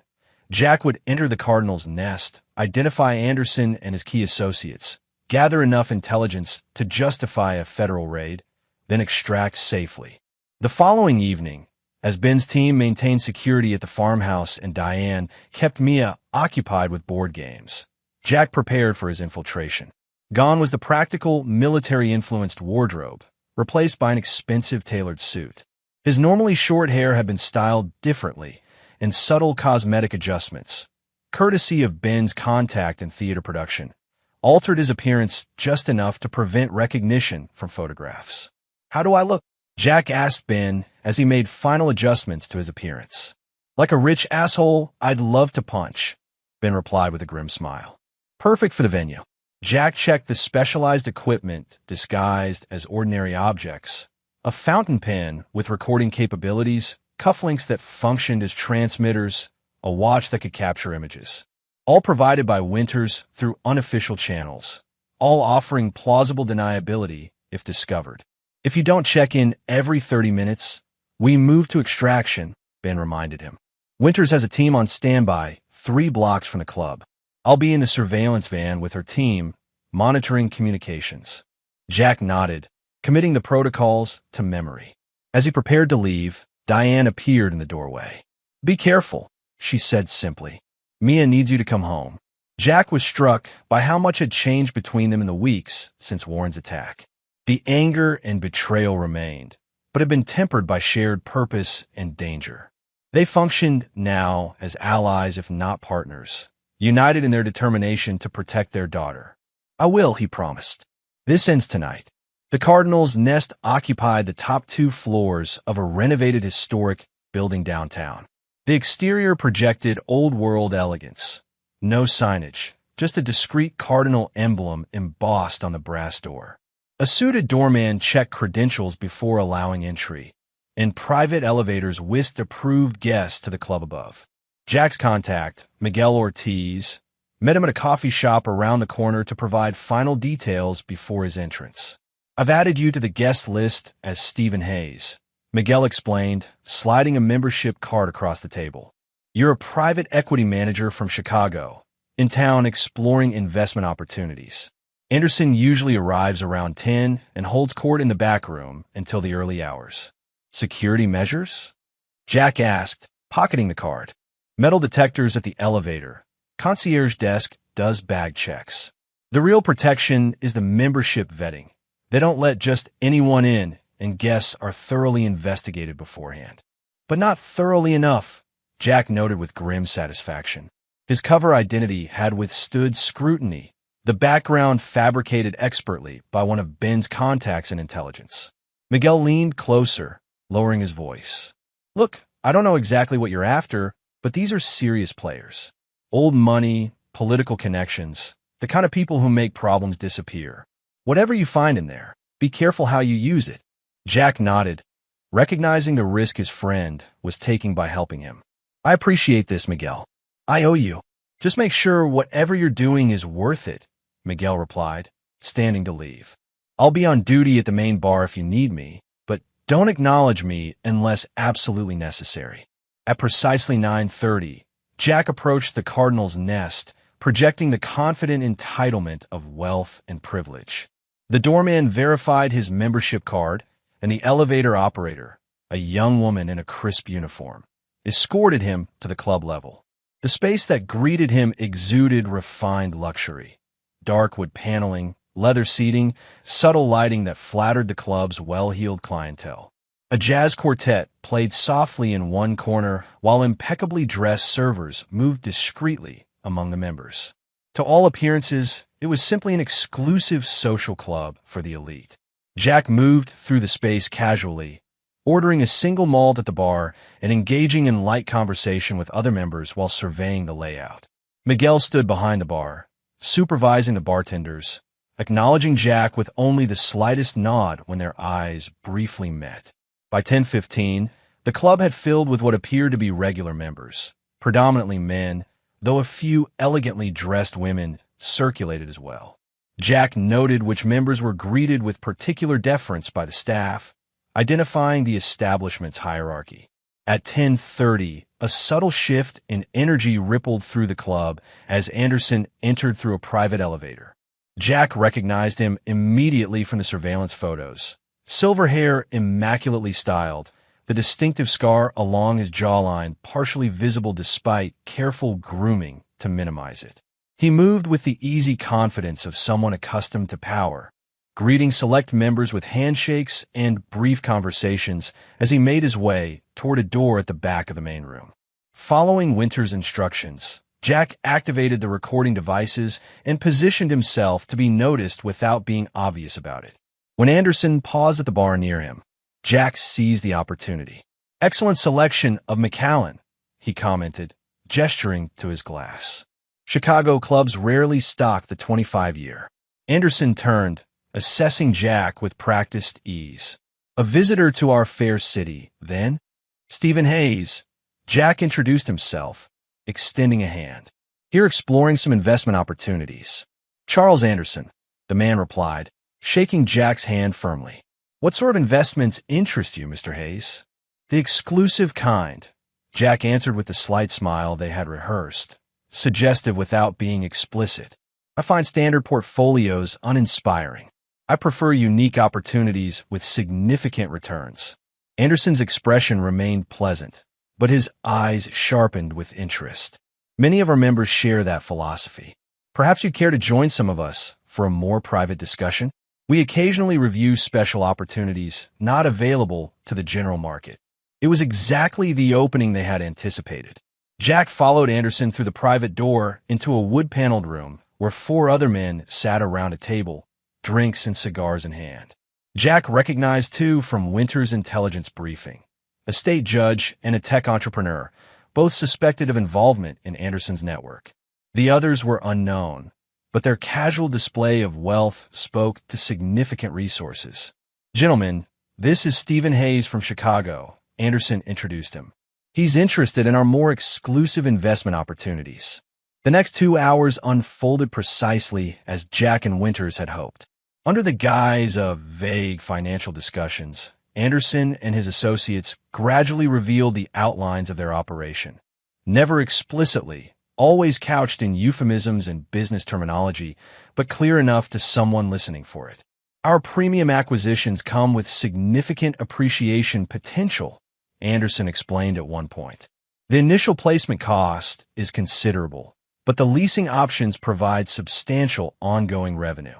The procurement process is necessarily selective," added the judge, whose name Jack had learned was Harrington. "Quality control is paramount in this market." Jack played his role perfectly, interested but cautious, knowledgeable but requiring more concrete details before committing. The conversation danced around specifics until Anderson apparently made a decision. "We're conducting a portfolio review this weekend at my lake property," he mentioned casually. "A small gathering of serious investors. You might find it educational, Mr. Hayes, if your schedule permits." "I'd be honored," Jack replied, understanding the significance of the invitation. According to Winters, these gatherings were where the network's actual transactions occurred, where children were evaluated and essentially auctioned to investors. As the evening progressed, Jack gathered names, connections, and enough recorded conversations to justify the federal warrants Winters needed. When he excused himself to use the restroom, he transmitted the gathered intelligence to the surveillance team waiting nearby. "We've got what we need," Winters confirmed through the discreet earpiece. "Clear the building. Extraction team is ready at the south exit." But as Jack prepared to leave, a complication arose. The tech entrepreneur, Vance, according to earlier introductions, was studying him with increasing suspicion. "Hayes from Chicago," Vance mused.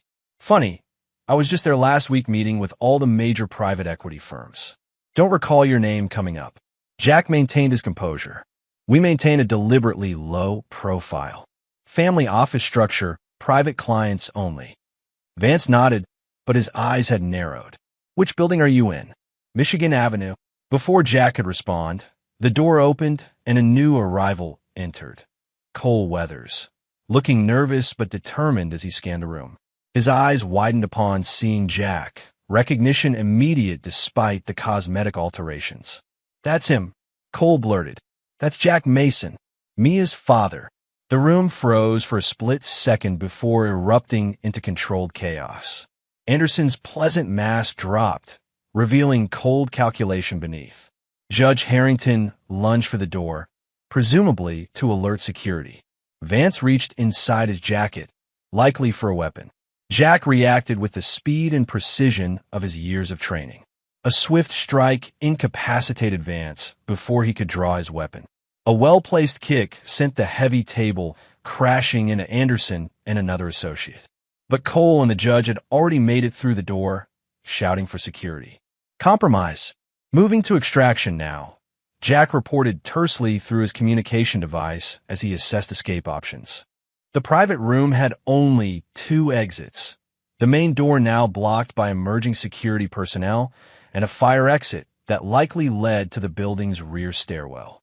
Jack chose the latter, bursting through the door just as the first security guards entered from the main entrance. The stairwell was dimly lit and narrow, spiraling down the back of the historic building. Jack descended rapidly, hearing the door above crash open as pursuers gave chase. 2 floors down, another door opened, and Miguel appeared. "This way," his friend directed urgently. "Service elevator to the basement, then out through the loading dock." Jack followed without question, trusting his former teammates' knowledge of the building's layout. They descended another flight before Miguel led him through a maintenance area to a freight elevator.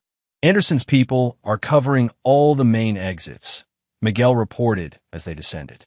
"They've called in additional security, not regular club personnel. These guys are carrying." The implications were clear. Anderson's operation included armed enforcers ready to eliminate threats. The fact that they would risk such exposure in a public venue spoke to the desperation triggered by Jack's infiltration. When the elevator reached the basement, Miguel led Jack through a maze of storage rooms and maintenance areas toward a loading dock at the rear of the building. As they approached the exit, Miguel paused. "I'll create a distraction at the side entrance," he said. "Draw their attention away from the loading area. Ben's team is waiting in a delivery van in the alley." Jack gripped his friend's shoulder. "You're compromised now, too. Come with me." Miguel shook his head. "Someone has to sell the story that you escaped another way. Besides, they don't know I helped you. Just go, and whatever this is about, finish it." Before Jack could argue further, Miguel disappeared down a side corridor. Moments later, the sound of breaking glass and shouting came from the direction he'd gone, the promised distraction. Jack moved swiftly to the loading dock, finding the delivery van idling exactly where Miguel had indicated. The side door slid open as he approached, revealing Ben in the driver's seat and 2 of his team in tactical gear in the rear compartment. "Move," Ben ordered as Jack jumped inside. The van accelerated down the alley before the door had fully closed, tires squealing as they turned onto a side street and away from the Cardinals' nest. "Winters got the transmission," Ben reported as they navigated through back streets, avoiding main thoroughfares where Anderson's people might be watching. "Raid teams are mobilizing now for Anderson and the others." "Cole Weathers was there," Jack said grimly. "He recognized me, blew my cover." Ben cursed under his breath. "I thought he was in custody. Released on bail yesterday. One of the tactical team members informed them. Winters tried to block it, but the judge overruled insufficient flight risk." The judge was Harrington, Jack realized. He was in the room tonight, part of Anderson's circle. The pieces were falling into place. The network's protection extended into the judicial system, explaining how Warren had made bail despite the severity of his charges, how Cole had been released to warn Anderson. "We need to get back to the farmhouse," Jack said urgently. "If Cole identified me, they may know about Diane and Mia, too." Ben was already changing course, accelerating as he contacted the security team at the safe house. After a tense moment, he relaxed slightly. "Perimeter is secure, no unusual activity. Diane and Mia are fine, watching a movie in the main room." Jack breathed a sigh of relief, but knew the danger had only escalated. With his cover blown, Anderson and his associates would be desperate to eliminate the threat he represented, not just to their freedom, but to their entire operation. When they arrived at the farmhouse 40 minutes later, Jack found Diane waiting anxiously in the kitchen while one of Ben's team stood guard nearby. "What happened?" she demanded as soon as Jack entered. The security team suddenly doubled the patrols without explanation. Jack quickly explained the compromise at the club and Cole's unexpected appearance. Diane paled as the implications became clear. "They know who you are now. They might know about us, about this place." "Might, but unlikely," Ben interjected. "Cole wouldn't have had time to follow the connection to this location. But we need to move you again, just to be safe." Jack's phone rang. "Agent Winters. We hit Anderson's club and his residence simultaneously," she reported without preamble. "Got the judge and 2 others from the meeting, but Anderson himself wasn't at either location. Vance is in custody, along with significant electronic evidence. Cole Weathers was found unconscious in an alley behind the club. Looks like Anderson's people tried to silence him." "And Miguel?" Jack asked, concerned for his friend. "No sign of him. Club security claims no knowledge of anyone by that name." The news was concerning, but not surprising. Miguel would have gone aground, using his own resources to disappear until the situation stabilized. "What about Anderson's lake property?" Jack pressed. "The gathering this weekend? Teams are preparing to raid it tomorrow," Winters confirmed. "But without Anderson in custody, he might warn others, move the location. We're working to identify the property now. He owns several through shell companies." After ending the call, Jack found Diane watching him with a mixture of fear and determination. "We should leave the country," she suggested. "Take Mia somewhere they can't reach her until this is over." It was a reasonable suggestion, one Jack had considered himself. But experience had taught him that running often only delayed the inevitable confrontation. "These people have resources," he explained gently. "International connections, false identities, private transportation. Even if we left, they could follow. The only way to truly protect Mia is to dismantle their entire operation." Diane didn't appear convinced. "That could take months, years even. Are we supposed to live in safe houses, looking over our shoulders the entire time?" Before Jack could respond, Ben returned from checking the property's perimeter. "We've got vehicles approaching," he reported tersely. 2 SUVs, no headlights, coming up the access road. Not law enforcement patterns. Jack moved immediately to action. "Initiate evacuation protocol. Get Diane and Mia to the fallback location." While Ben coordinated with his team, Jack went to Mia's room, finding her asleep surrounded by stuffed animals. He gently woke her, keeping his voice calm despite the urgency. "Hey, sunshine, we need to go on another adventure," he said, helping her into a jacket. "Remember the special hiding game we practiced?" Mia nodded sleepily, recognizing the code phrase they'd established for emergency situations. "Is Mom coming too?" "Yes, she's getting the special backpacks right now. We need to be very quiet and very fast." "Okay." As Jack carried Mia downstairs, Ben's team had already mobilized. 2 operators escorting Diane to the tunnel entrance concealed in the barn, others taking defensive positions around the property. "Anderson?" Jack asked Ben as they moved swiftly through the house's rear exit. "Most likely," Ben confirmed grimly. 8 to 10 hostiles based on vehicle capacity. Well-equipped from what our perimeter sensors picked up, tactical gear, military-grade weapons. The implications were clear. This wasn't law enforcement or a simple intimidation attempt. Anderson had deployed a heavily armed team to eliminate threats to his operation. "Get them out," Jack ordered, handing Mia to Diane at the barn entrance. "I'll delay them here. Buy you time to reach the extraction point." "Jack, no. Diane protested, clutching Mia with one arm while reaching for him with the other. "Come with us. Someone needs to hold them off long enough for you to get clear," Jack explained, his voice gentle but firm. "Ben's team will protect you. I'll join you as soon as I can." The lie was necessary. Jack had no intention of following immediately. His priority was ensuring Anderson's team focused on him rather than pursuing Diane and Mia. "Daddy." Mia's voice was small, confused by the tension around her. Jack knelt to look his daughter in the eyes. "Be brave for me, sunshine. Go with Mom and Uncle Ben's friends. I'll find you soon, I promise." As Diane and Mia disappeared into the concealed tunnel with two of Ben's operators, Jack turned to his friend. "Get to the extraction point," he instructed. "If I'm not there in 30 minutes, implement the contingency plan, new identities, new location, completely off-grid." Ben gripped Jack's shoulder. "This is a suicide play. They outnumber us, they're well-equipped, and they're coming with intent to kill. I don't plan to die tonight," Jack assured him, checking his weapon. "But I do plan to end this. Get my family to safety, then call in every resource Winters has. I'm going to make sure Anderson is occupied enough that he can't escape the net this time." Reluctantly, Ben retreated with his remaining team, leaving Jack and two volunteers who had insisted on staying to delay the approaching threat. They positioned themselves strategically around the property, utilizing the security systems Jack had installed upon arrival. As the SUVs approached the final bend in the access road, Jack activated the first countermeasure, caltrops concealed in the gravel that shredded the vehicle's tires, bringing them to a halt several hundred yards from the house.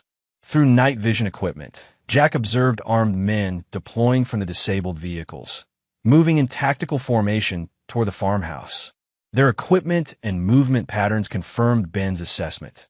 These weren't ordinary criminals, but trained operators, likely ex-military or private security.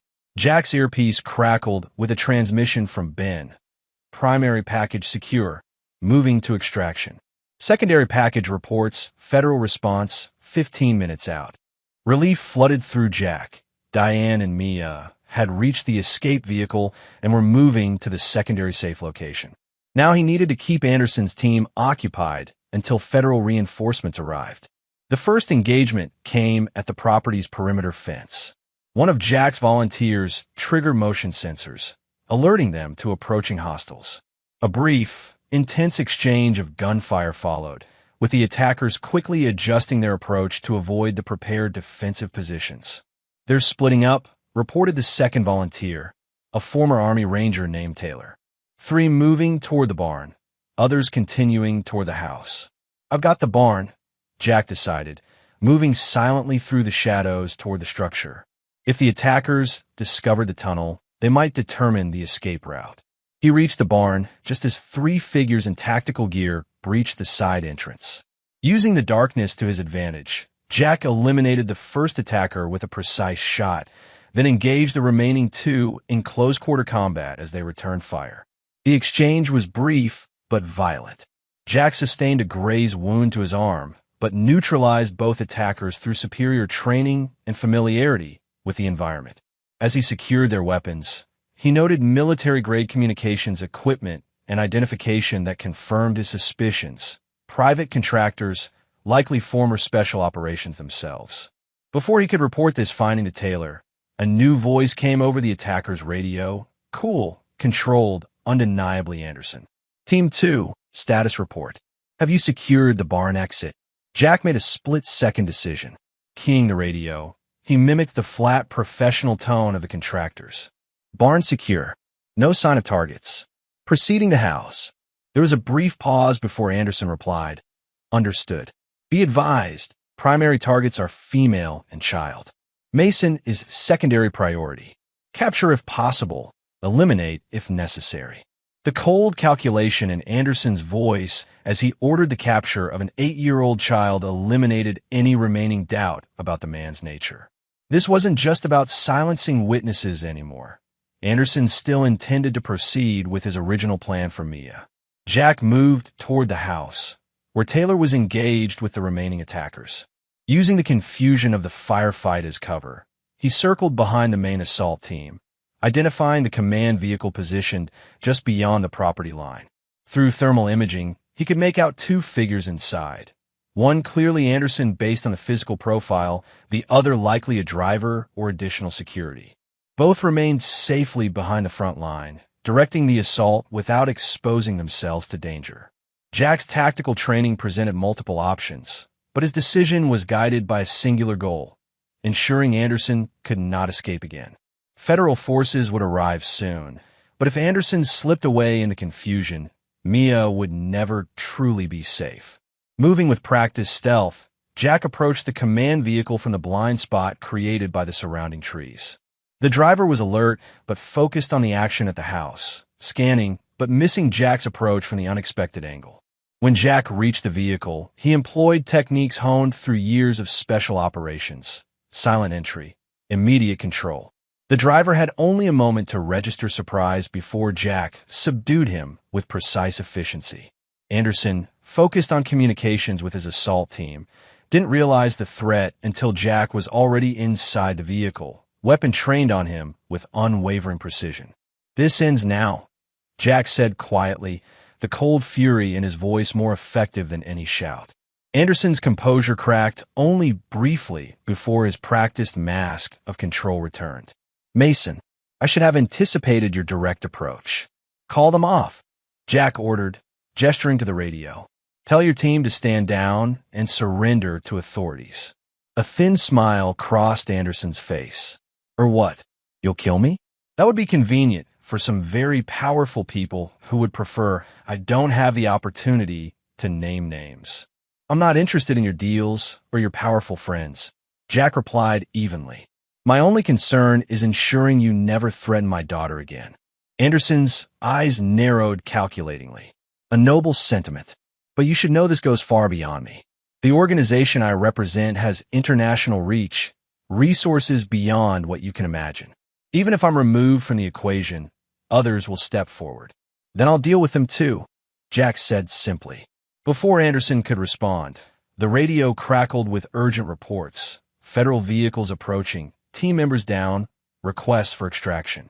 The operation was collapsing around him, his carefully constructed network suddenly vulnerable.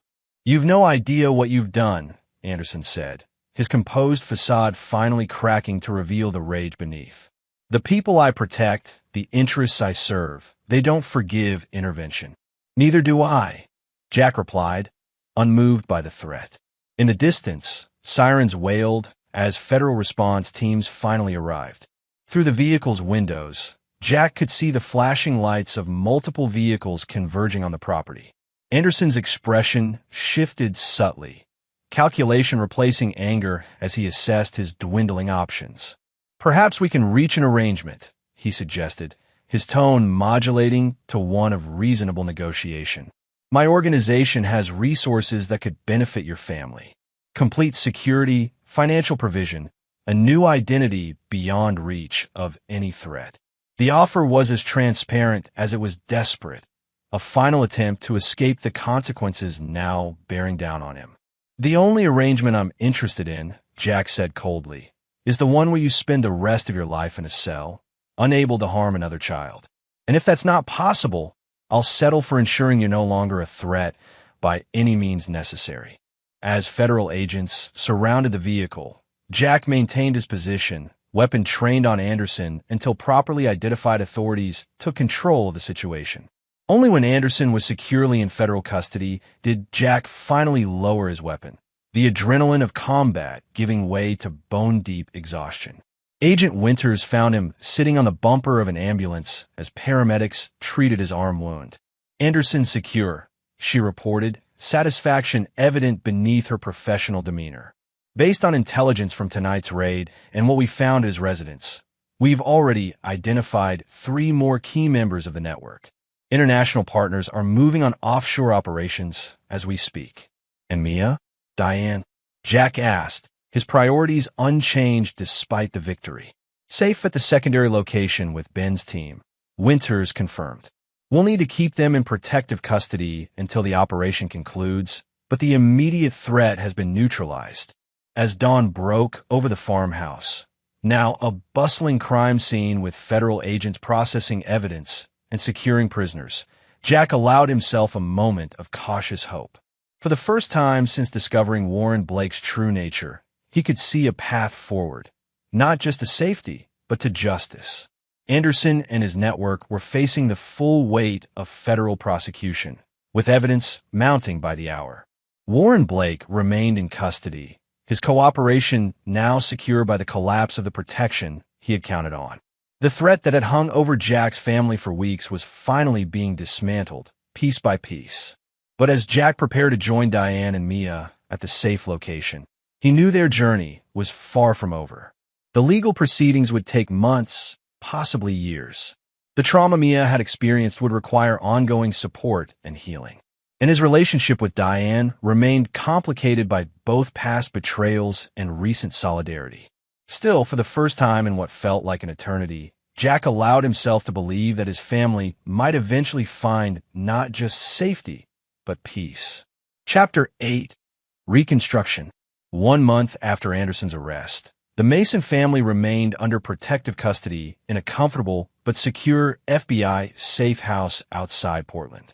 The sprawling ranch-style home offered space and privacy while maintaining the security protocols necessary to protect key witnesses in a high-profile federal case. For Mia, the transition had been difficult but manageable.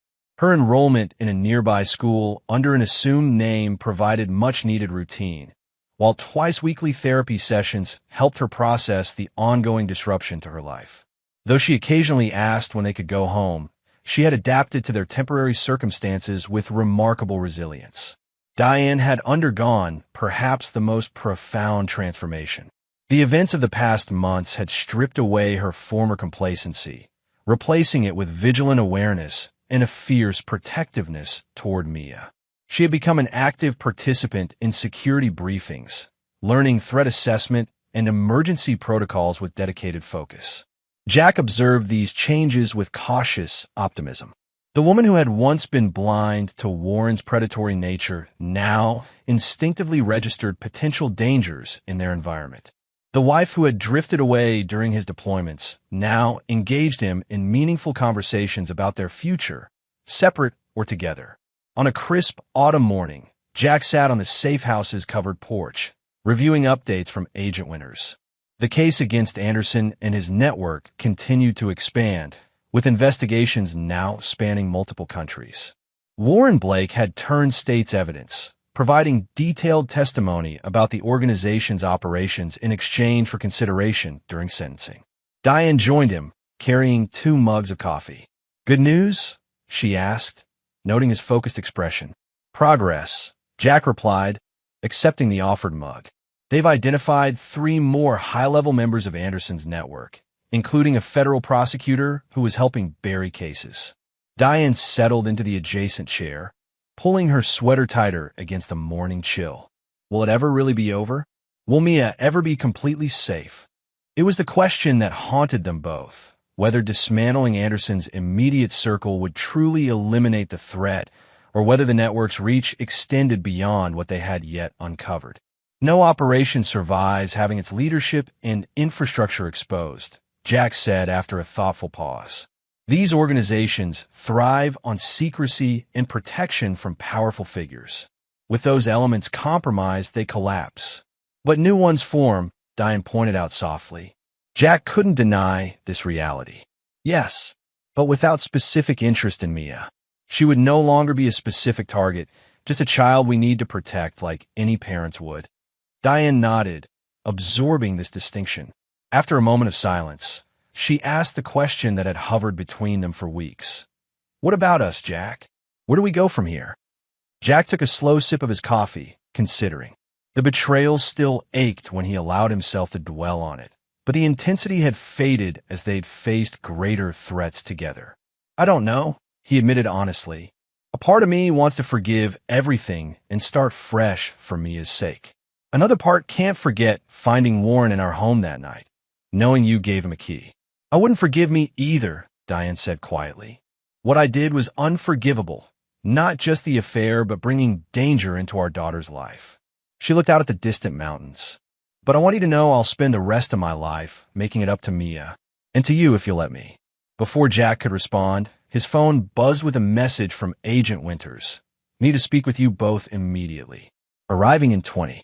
When Winters arrived, her typically composed expression was tense with new urgency. She joined them in the safe house's secured office, activating additional privacy protocols before speaking. We have a situation, she began without preamble. Warren Blake was being transferred to a different facility this morning when the transport was attacked. 3 marshals dead, Blake extracted by unknown assailants. Jack felt Diane stiffen beside him. Anderson's people? Unlikely, Winters replied. Anderson's remaining associates are scattered, most in custody or hiding. This was too organized, too precise. She paused. There's more. Before the attack, Blake made a phone call to his attorney that we've now determined was actually redirected to an unidentified third party. The transcript includes specific references to Mia and this safe house. The implication landed like a physical blow. He knows where we are, Jack concluded. Winters nodded grimly. We're implementing immediate relocation protocols. A team is already preparing transport, and we've doubled the perimeter security until you're airborne. As Winters coordinated with her team, Jack pulled Diane aside. This doesn't make sense, he said quietly. If Anderson's network is compromised, who would risk extracting Warren? Who else would have interest in him? Or us? Diane's face had gone pale with fear, but her mind worked through the problem with newfound clarity. What if this isn't about the trafficking network at all? What if it's something else Warren was involved in? Something we haven't uncovered yet? The possibility hung between them as they hurried to pack essentials.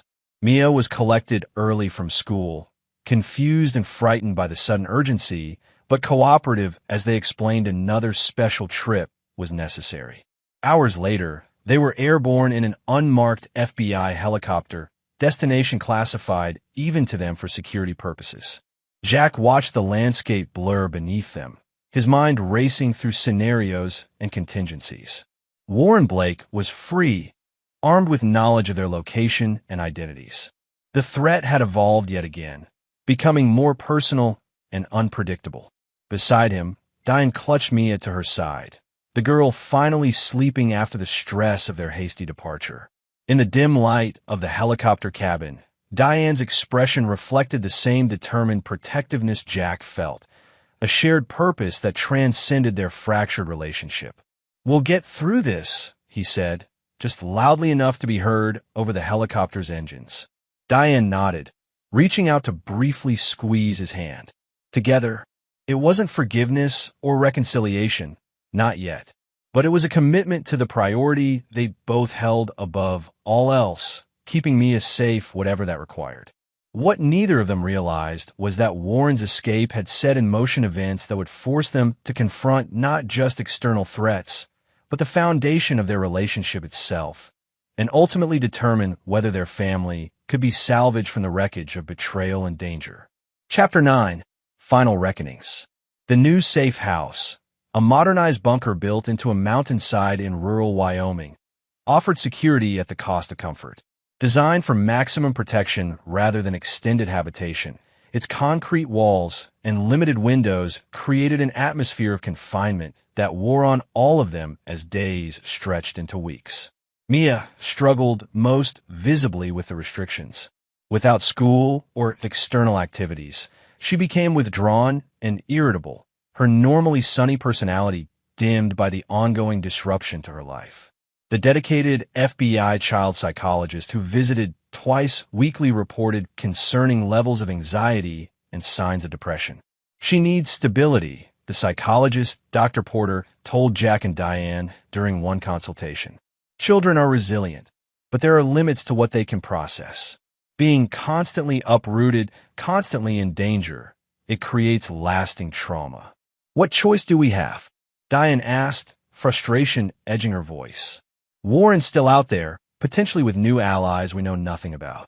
I understand the security concerns, Dr. Porter replied gently.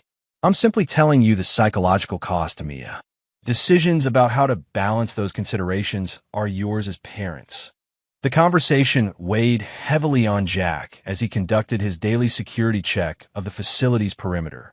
3 FBI agents maintained constant guard, but Jack's military experience made him value personal verification over relayed assurances. As he completed his inspection, Agent Winters arrived for their weekly briefing, bringing updates on the investigation into Warren's escape and current threat assessments. Facial recognition picked him up at a bus station in Oklahoma 2 days ago, she reported, displaying the grainy security footage on her tablet. By the time local agents responded, he was gone. But we found this in a locker rented under one of his known aliases. She produced photographs of handwritten notes, locations, dates, names. Jack recognized some as places they had stayed during their relocation process, others as members of Ben's security team. He's been tracking us, Jack concluded, building a comprehensive intelligence file. Yes, but there's more, Winters said, her expression grave. The names include people connected to neither your family nor Anderson's network. We've identified several as private military contractors with specific expertise in extraction operations. He's building a team, Jack realized. But why? The trafficking network is exposed. Even if he somehow managed to reach Mia, every law enforcement agency in the country would be hunting him. We think his motivation has shifted from his original interest in Mia to revenge against you, Winters explained. The notes include detailed information about your military background, your known associates, even psychological assessments of your likely responses to various scenarios. The revelation was disturbing, but not entirely surprising. Jack had humiliated Warren, thwarted his plans, and ultimately been instrumental in dismantling the network that had protected him. Revenge was a powerful motivator, especially for someone with Warren's psychological profile. What about the people who broke him out? Diane asked. Who are they? Winters hesitated before answering. That's where things get complicated.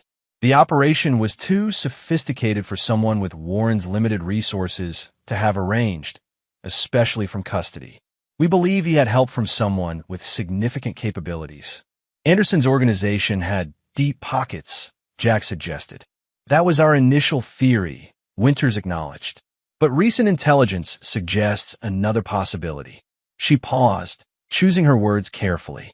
We've uncovered communication between Warren and Cole Weathers dating back years before Warren met Diane. Communication that references financial transactions and shared business interests outside of real estate. Jack processed this information, connecting it to his earlier suspicions. They weren't just acquaintances who reconnected through a mutual grudge against me. They were partners all along. Appears that way, Winters confirmed. And based on what we found, their partnership extended beyond just the two of them. We're looking at what appears to be a separate organization, smaller than Anderson's network, but potentially more dangerous because of its focus on vengeance rather than profit. The implications were disturbing. Warren wasn't just a predator who had targeted Mia through opportunity. He was part of a coordinated operation that had deliberately infiltrated their lives, using Diane as an unwitting pawn. After Winters departed, Jack shared the new information with Diane, watching her face as understanding dawned. He planned it from the beginning, she whispered, horror evident in her voice. Meeting me at the real estate office, pursuing a relationship. It was all deliberate. It seems that way, Jack confirmed gently. Though we still don't know the full extent of their original plan or how it connected to Anderson's operation. Diane pressed her hands to her face. I was such a fool, so completely blind. Jack watched her struggle with this new layer of betrayal.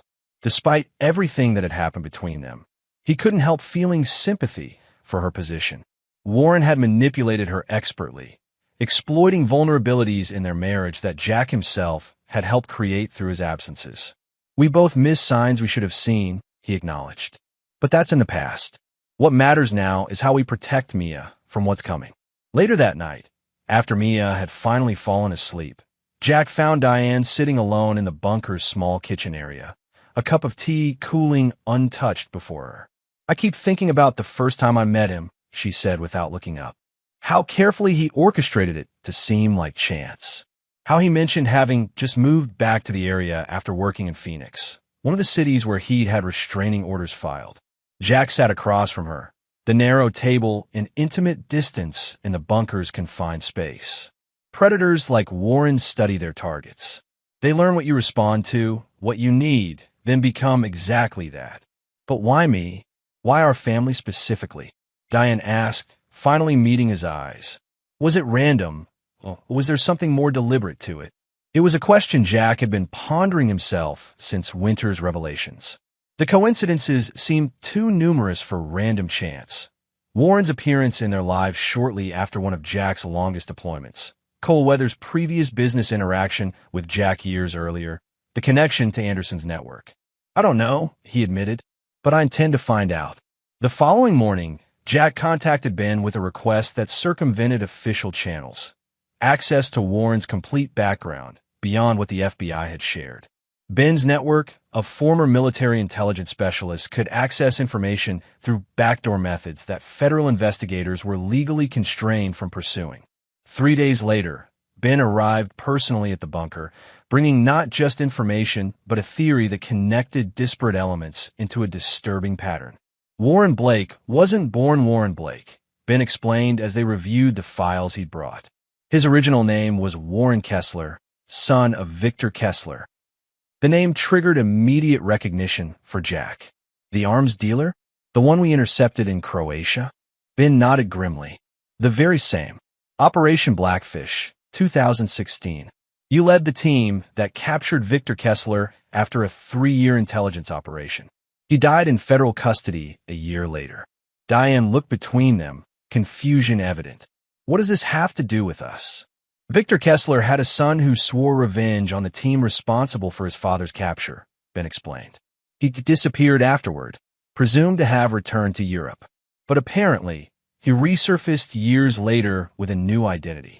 As Warren Blake, Jack concluded the pieces finally fitting together. He engineered the entire situation, meeting Diane, starting a relationship, gaining access to our home, all as part of a long-term revenge plan. From what we've gathered, yes, Ben confirmed. His connection to Anderson's network appears to have been opportunistic, a means to an end rather than his primary objective. When he realized Mia's potential value to Anderson, he saw an opportunity to both satisfy his own proclivities and hurt you in the process. Diane made a small, pained sound. I was just a tool to him, a way to get to Jack and Mia. The revelation brought clarity but little comfort. Warren's motivation now made terrible sense. A calculated vengeance years in the planning, using Jack's family as the instruments of his retribution. Does Winters know about this connection? Jack asked. Ben shook his head. Not yet. The link between Warren Blake and Warren Kessler is buried deep. We only found it through methods that wouldn't stand up to legal scrutiny. Then we have information Warren doesn't know we possess, Jack noted, his tactical mind already processing the advantage. We know why he's coming, and we know it won't end until either he's stopped permanently or he accomplishes his revenge. The implication hung in the air between them. Official channels, with their legal constraints and procedural requirements, might not be sufficient against an enemy with Warren's resources and determination. Protecting Mia might require measures beyond what the FBI could officially sanction. What are you thinking? Diane asked, recognizing the shift in Jack's demeanor. That we can't keep running forever, Jack replied simply. That Mia deserves a normal life without living in fear. That sometimes the only way to end a threat is to confront it directly. Ben studied his friend with knowing eyes. You're talking about drawing him out, using yourself as bait. I'm talking about finishing what he started, Jack corrected. On our terms, not his. The plan that emerged over the following days was ruthlessly simple in concept, complex in execution. Rather than continuing to hide, Jack would create the appearance of a family fracture, ostensibly leaving protective custody after a disagreement with Diane about their future. This visible separation would present Warren with the opportunity he sought, a chance to strike at Jack when he appeared vulnerable and isolated. Agent Winters opposed the plan vehemently when Jack finally shared a modified version with her, omitting the connection to Warren's true identity and presenting it as a necessary measure to resolve the ongoing threat. It's reckless and unnecessary, she argued. We're making progress, tracking his movements. Eventually, he'll make a mistake, and we'll apprehend him through proper channels. Eventually isn't good enough, Jack countered. My daughter is living in a concrete bunker, showing signs of psychological trauma. Diane and I are effectively prisoners despite having committed no crime. How long do you expect us to live this way? Winters had no satisfactory answer. The reality of witness protection was harsh. Some families remained in the program for years, even decades, their former lives permanently abandoned. Give me a better option, Jack challenged. One that ends this definitively and allows Mia to grow up without constantly looking over her shoulder. In the end, Winters reluctantly agreed to provide limited support for Jack's plan, while maintaining official deniability. The FBI would monitor but not intervene unless absolutely necessary, allowing Jack and Ben's team the operational flexibility they needed. The first phase began with a carefully staged argument between Jack and Diane, conducted where Mia couldn't overhear, but FBI personnel monitoring the safe house could. The dispute, ostensibly about whether to accept permanent relocation under new identities, escalated until Jack stormed out, announcing his intention to handle Warren myself, rather than continue living in fear. Diane played her role perfectly, the genuine emotion behind her performance, making it entirely convincing. Only after the FBI agents reported Jack's departure did she break down, confessing to Winters that she feared Jack's reckless plan would get him killed. Information about Jack's departure was deliberately leaked through channels Warren was known to be monitoring. A trail of digital breadcrumbs led away from Wyoming toward Colorado, where Jack established residence in a remote cabin outside Durango that offered both isolation and tactical advantages. For 3 weeks, Jack maintained the appearance of a man making minimal security preparations while primarily drowning his sorrows in isolation. He visited local establishments, made cursory efforts at surveillance that would be easily detected, and generally presented the image of a man whose military discipline had been compromised by emotional distress. When the first signs of surveillance appeared, unusual vehicles on the rural road, subtle disturbances to the security measures he'd visibly implemented, Jack recognized Warren's reconnaissance phase beginning. Rather than responding defensively, he maintained his vulnerable facade, even appearing intoxicated during trips into town to reinforce the impression of his compromised state. Behind this carefully constructed image, however, Jack's preparations were methodical and comprehensive. The cabin and surrounding area had been prepared with concealed surveillance, weapons caches, and escape routes known only to him and Ben's team, who maintained covert positions nearby. On the night Warren finally made his move, Jack was ready. The attack came just after midnight, a coordinated approach by 6 individuals using professional tactical methods. They disabled the visible security systems Jack had installed, established perimeter positions, and prepared for a simultaneous breach of all entrances. What they didn't know was that Jack had been awake and fully alert, monitoring their approach through hidden systems that remained undetected. As the assault team prepared to breach, Jack activated the first of several countermeasures. Remote-triggered flashbang devices that disoriented 2 of the perimeter guards, followed by targeted suppressive fire that separated the remaining team members without directly engaging them. The confusion created precious seconds for Jack to implement the next phase, a controlled withdrawal that appeared panicked but was actually drawing the attackers into prepared zones of engagement.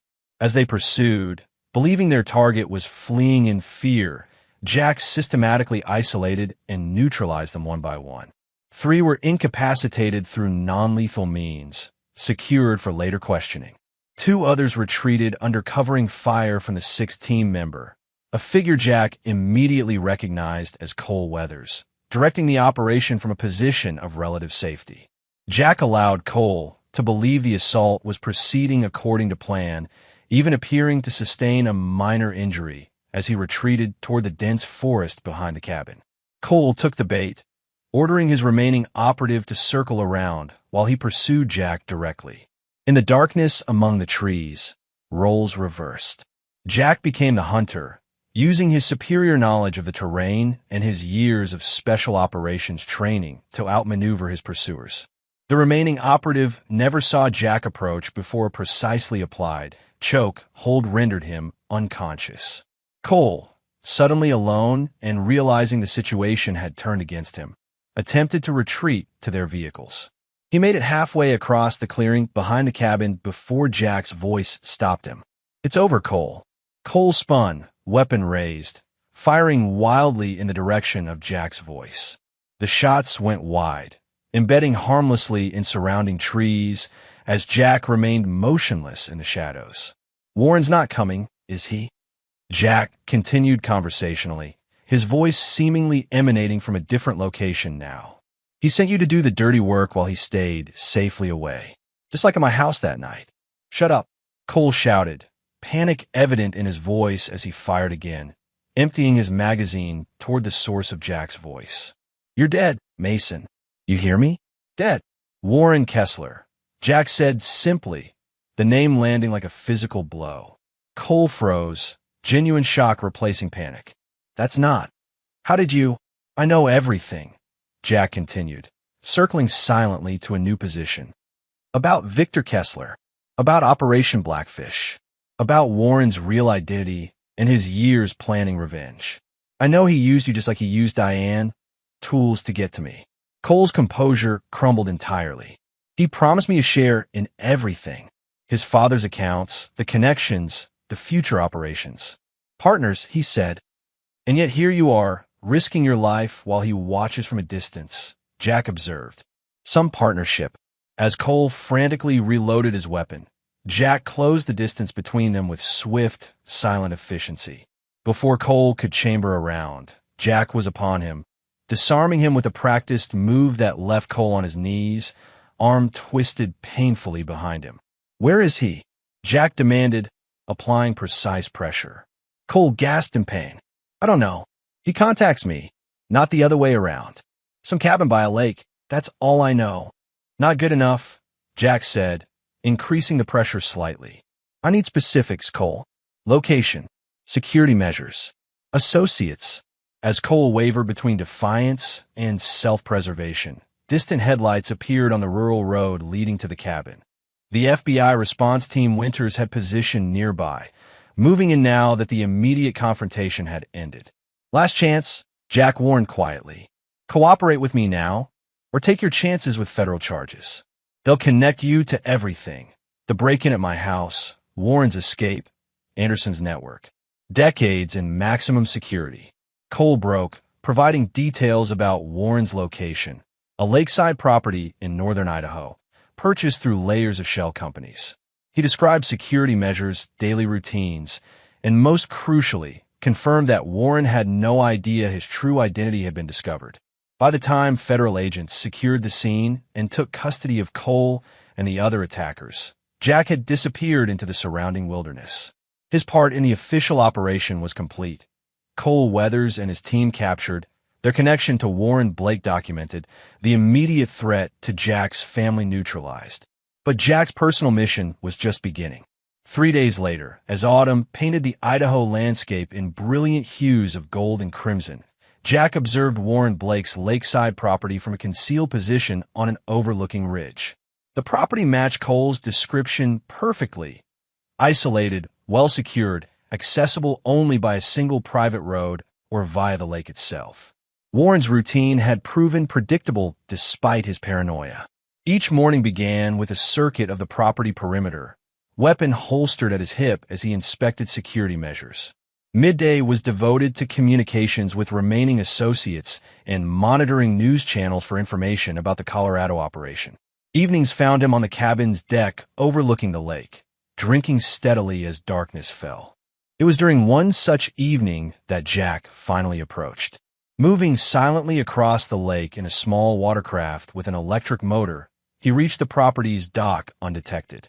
The typical security measures, motion sensors, cameras, perimeter alarms, had been carefully neutralized over the preceding 2 days through methods that would appear as system malfunctions rather than deliberate sabotage. Warren sat on his deck, tumbler of whiskey in hand, staring across the darkened lake with unfocused eyes.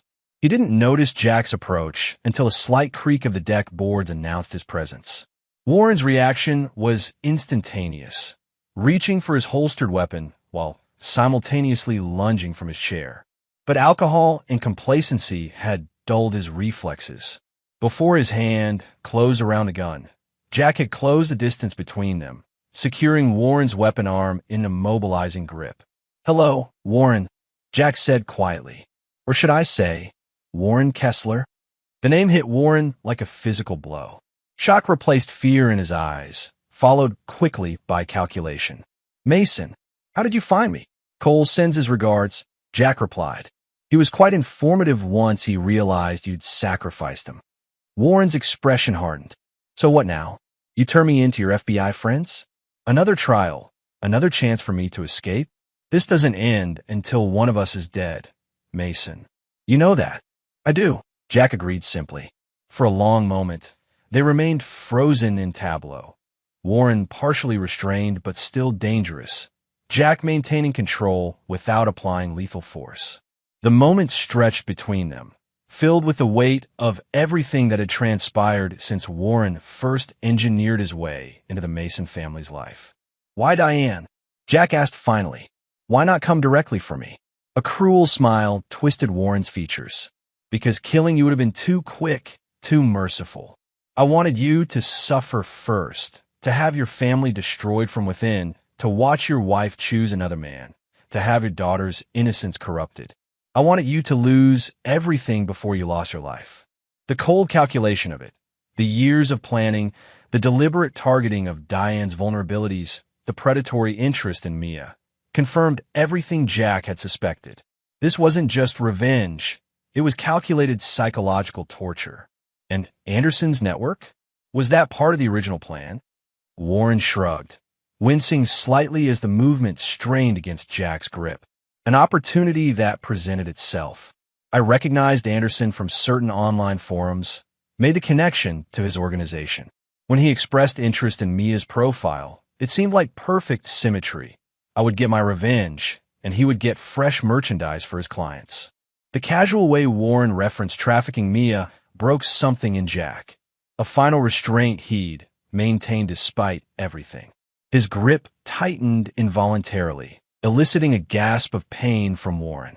"You won't kill me," Warren said through gritted teeth. "Not in cold blood. You're too bound by your moral code, your sense of justice." "You're right," Jack acknowledged, easing his grip slightly. "Which is why I've arranged something more appropriate." Warren's confidence faltered. "What are you talking about?" "Your father died in federal custody because other prisoners discovered the nature of his crimes. Not just arms dealing, but supplying weapons used against American forces," Jack explained conversationally. "I wonder how long you'll last once certain information about your interest in children circulates through the prison population." Fear flickered across Warren's face. "You're bluffing. The FBI has me isolated, protected." "The FBI doesn't have you at all," Jack pointed out. "Not yet. And when they do get you, certain details about your case will find their way to the right people. That's a promise." For the first time, genuine terror replaced calculation in Warren's expression. He knew, as Jack did, that certain crimes carry their own punishment within prison walls, justice administered by an unforgiving inmate code. "We could make a deal," Warren suggested desperately. "I have accounts offshore, connections your government would value. Information about operations even Anderson didn't know about." Jack regarded him impassively. "The only deal available to you is this. You provide complete, verifiable information about every associate, operation, victim. You spare no one, including yourself. In exchange, I ensure you serve your time in a facility where your survival is possible, if not comfortable. And if I refuse, then I walk away right now," Jack said simply. "And tomorrow, federal agents find this location, with evidence linking you not just to the attempt on my life, but to Anderson's network and multiple other crimes. What happens to you afterward is beyond my control or concern." Warren's shoulders slumped in defeat. The careful plotting, the years of preparation, the complex scheme of revenge, all had ultimately failed. Jack Mason had not only survived, but had systematically dismantled everything Warren had built, leaving him with nothing but the prospect of imprisonment and exposure. "I underestimated you," Warren admitted finally. "Just like my father did." "Yes," Jack agreed. "You did." By dawn, federal agents had secured the lakeside property and taken Warren into custody. The evidence recovered from his devices provided the final connections needed to dismantle what remained of both his personal revenge operation and Anderson's broader network. Warren himself, facing the inevitability of his situation, provided comprehensive testimony in exchange for the protection Jack had promised. Protection that would keep him alive in prison, if not comfortable. 2 months later, as winter settled over the mountain landscape, the Mason family gathered in a new home. A comfortable cabin in Montana purchased through a trust to maintain privacy while allowing them to begin rebuilding their lives. The property offered security without isolation, allowing Mia to attend a nearby school while maintaining necessary precautions. On a snowy December evening, as Mia played with her new puppy, a therapy dog recommended by Dr. Porter, Jack and Diane sat before the fireplace, the warmth of the flames a stark contrast to the chill outside. Warren's testimony secured convictions for Anderson and 3 more key members of the network, Jack reported, reading from Winter's latest update. International operations in 4 countries have been disrupted. They're estimating dozens of children rescued from trafficking situations. Diane nodded, watching Mia's carefree play with the puppy, moments of genuine joy that have been increasingly frequent as the immediate danger receded and stability returned to their lives. "It doesn't erase what happened," she said quietly, "or my role in it, however unwitting." "No," Jack agreed. "Some things can't be erased, only survived." The question of their marriage, whether to formally dissolve it or attempt reconstruction, remained unresolved. They functioned effectively as co-parents, their shared trauma creating a bond that transcended the betrayal that had preceded it. But rebuilding trust was a longer, more complex process than either had initially understood. "I spoke with Dr. Porter yesterday," Diane said after a comfortable silence. "She says Mia is making remarkable progress. The nightmares are less frequent, and her anxiety scores have improved significantly." "I've noticed," Jack replied, watching his daughter's uninhibited laughter as the puppy licked her face. "She seems more like herself again." "Dr. Porter credits you," Diane continued. "Your stability, your protection. She says children are remarkably resilient when they have at least one secure attachment figure they can trust absolutely." Jack absorbed this silently, the simple observation carrying profound meaning. Through everything, the betrayal, the danger, the necessary violence, his relationship with Mia had remained his anchor. Whatever else had fractured in their family structure, that core bond had held firm. "And us?" he asked finally, the question encompassing everything unresolved between them. "What happens now?" Diane considered carefully before answering. "I don't know if we can go back to what we were. Too much has happened." She paused, gathering courage. "But I'd like to find out what we could be going forward, if you're willing." It wasn't forgiveness or reconciliation, not yet. But it was an opening, a possibility neither had been ready to consider in the immediate aftermath of Warren's initial exposure. The shared crucible of danger and protection had forged something new between them. Not the naive trust of their early marriage, but something potentially stronger, tempered by adversity and survival. "One day at a time," Jack suggested, extending his hand across the space between them. Diane took it, her fingers intertwining with his. "One day at a time," she agreed. As snow fell gently outside their mountain sanctuary, the Mason family continued their gradual healing, not returning to what had been, but carefully constructing what might be. The threats that had nearly destroyed them had been neutralized, the predators who had targeted them contained. What remained was the patient work of rebuilding, a family changed by trauma, but not defined by it, finding its way forward into an uncertain but hopeful future. Mia's laughter filled the cabin as her puppy performed an enthusiastic but uncoordinated trick. Jack and Diane laughed with her, the sound carrying notes of genuine joy that had been absent for too long. It wasn't a perfect ending, Life rarely offered those, but it was a beginning, forged from the ashes of what had nearly been lost. And for now, for this moment of peace hard-won through sacrifice and determination, that was enough. And there you have it. Another story comes to an end. What did you think? I'd love to hear your thoughts in the comments below. If you enjoy this story, consider joining our community by subscribing. It means the world to us. For more stories like this one, check out the recommended videos on screen. And I'll see you there.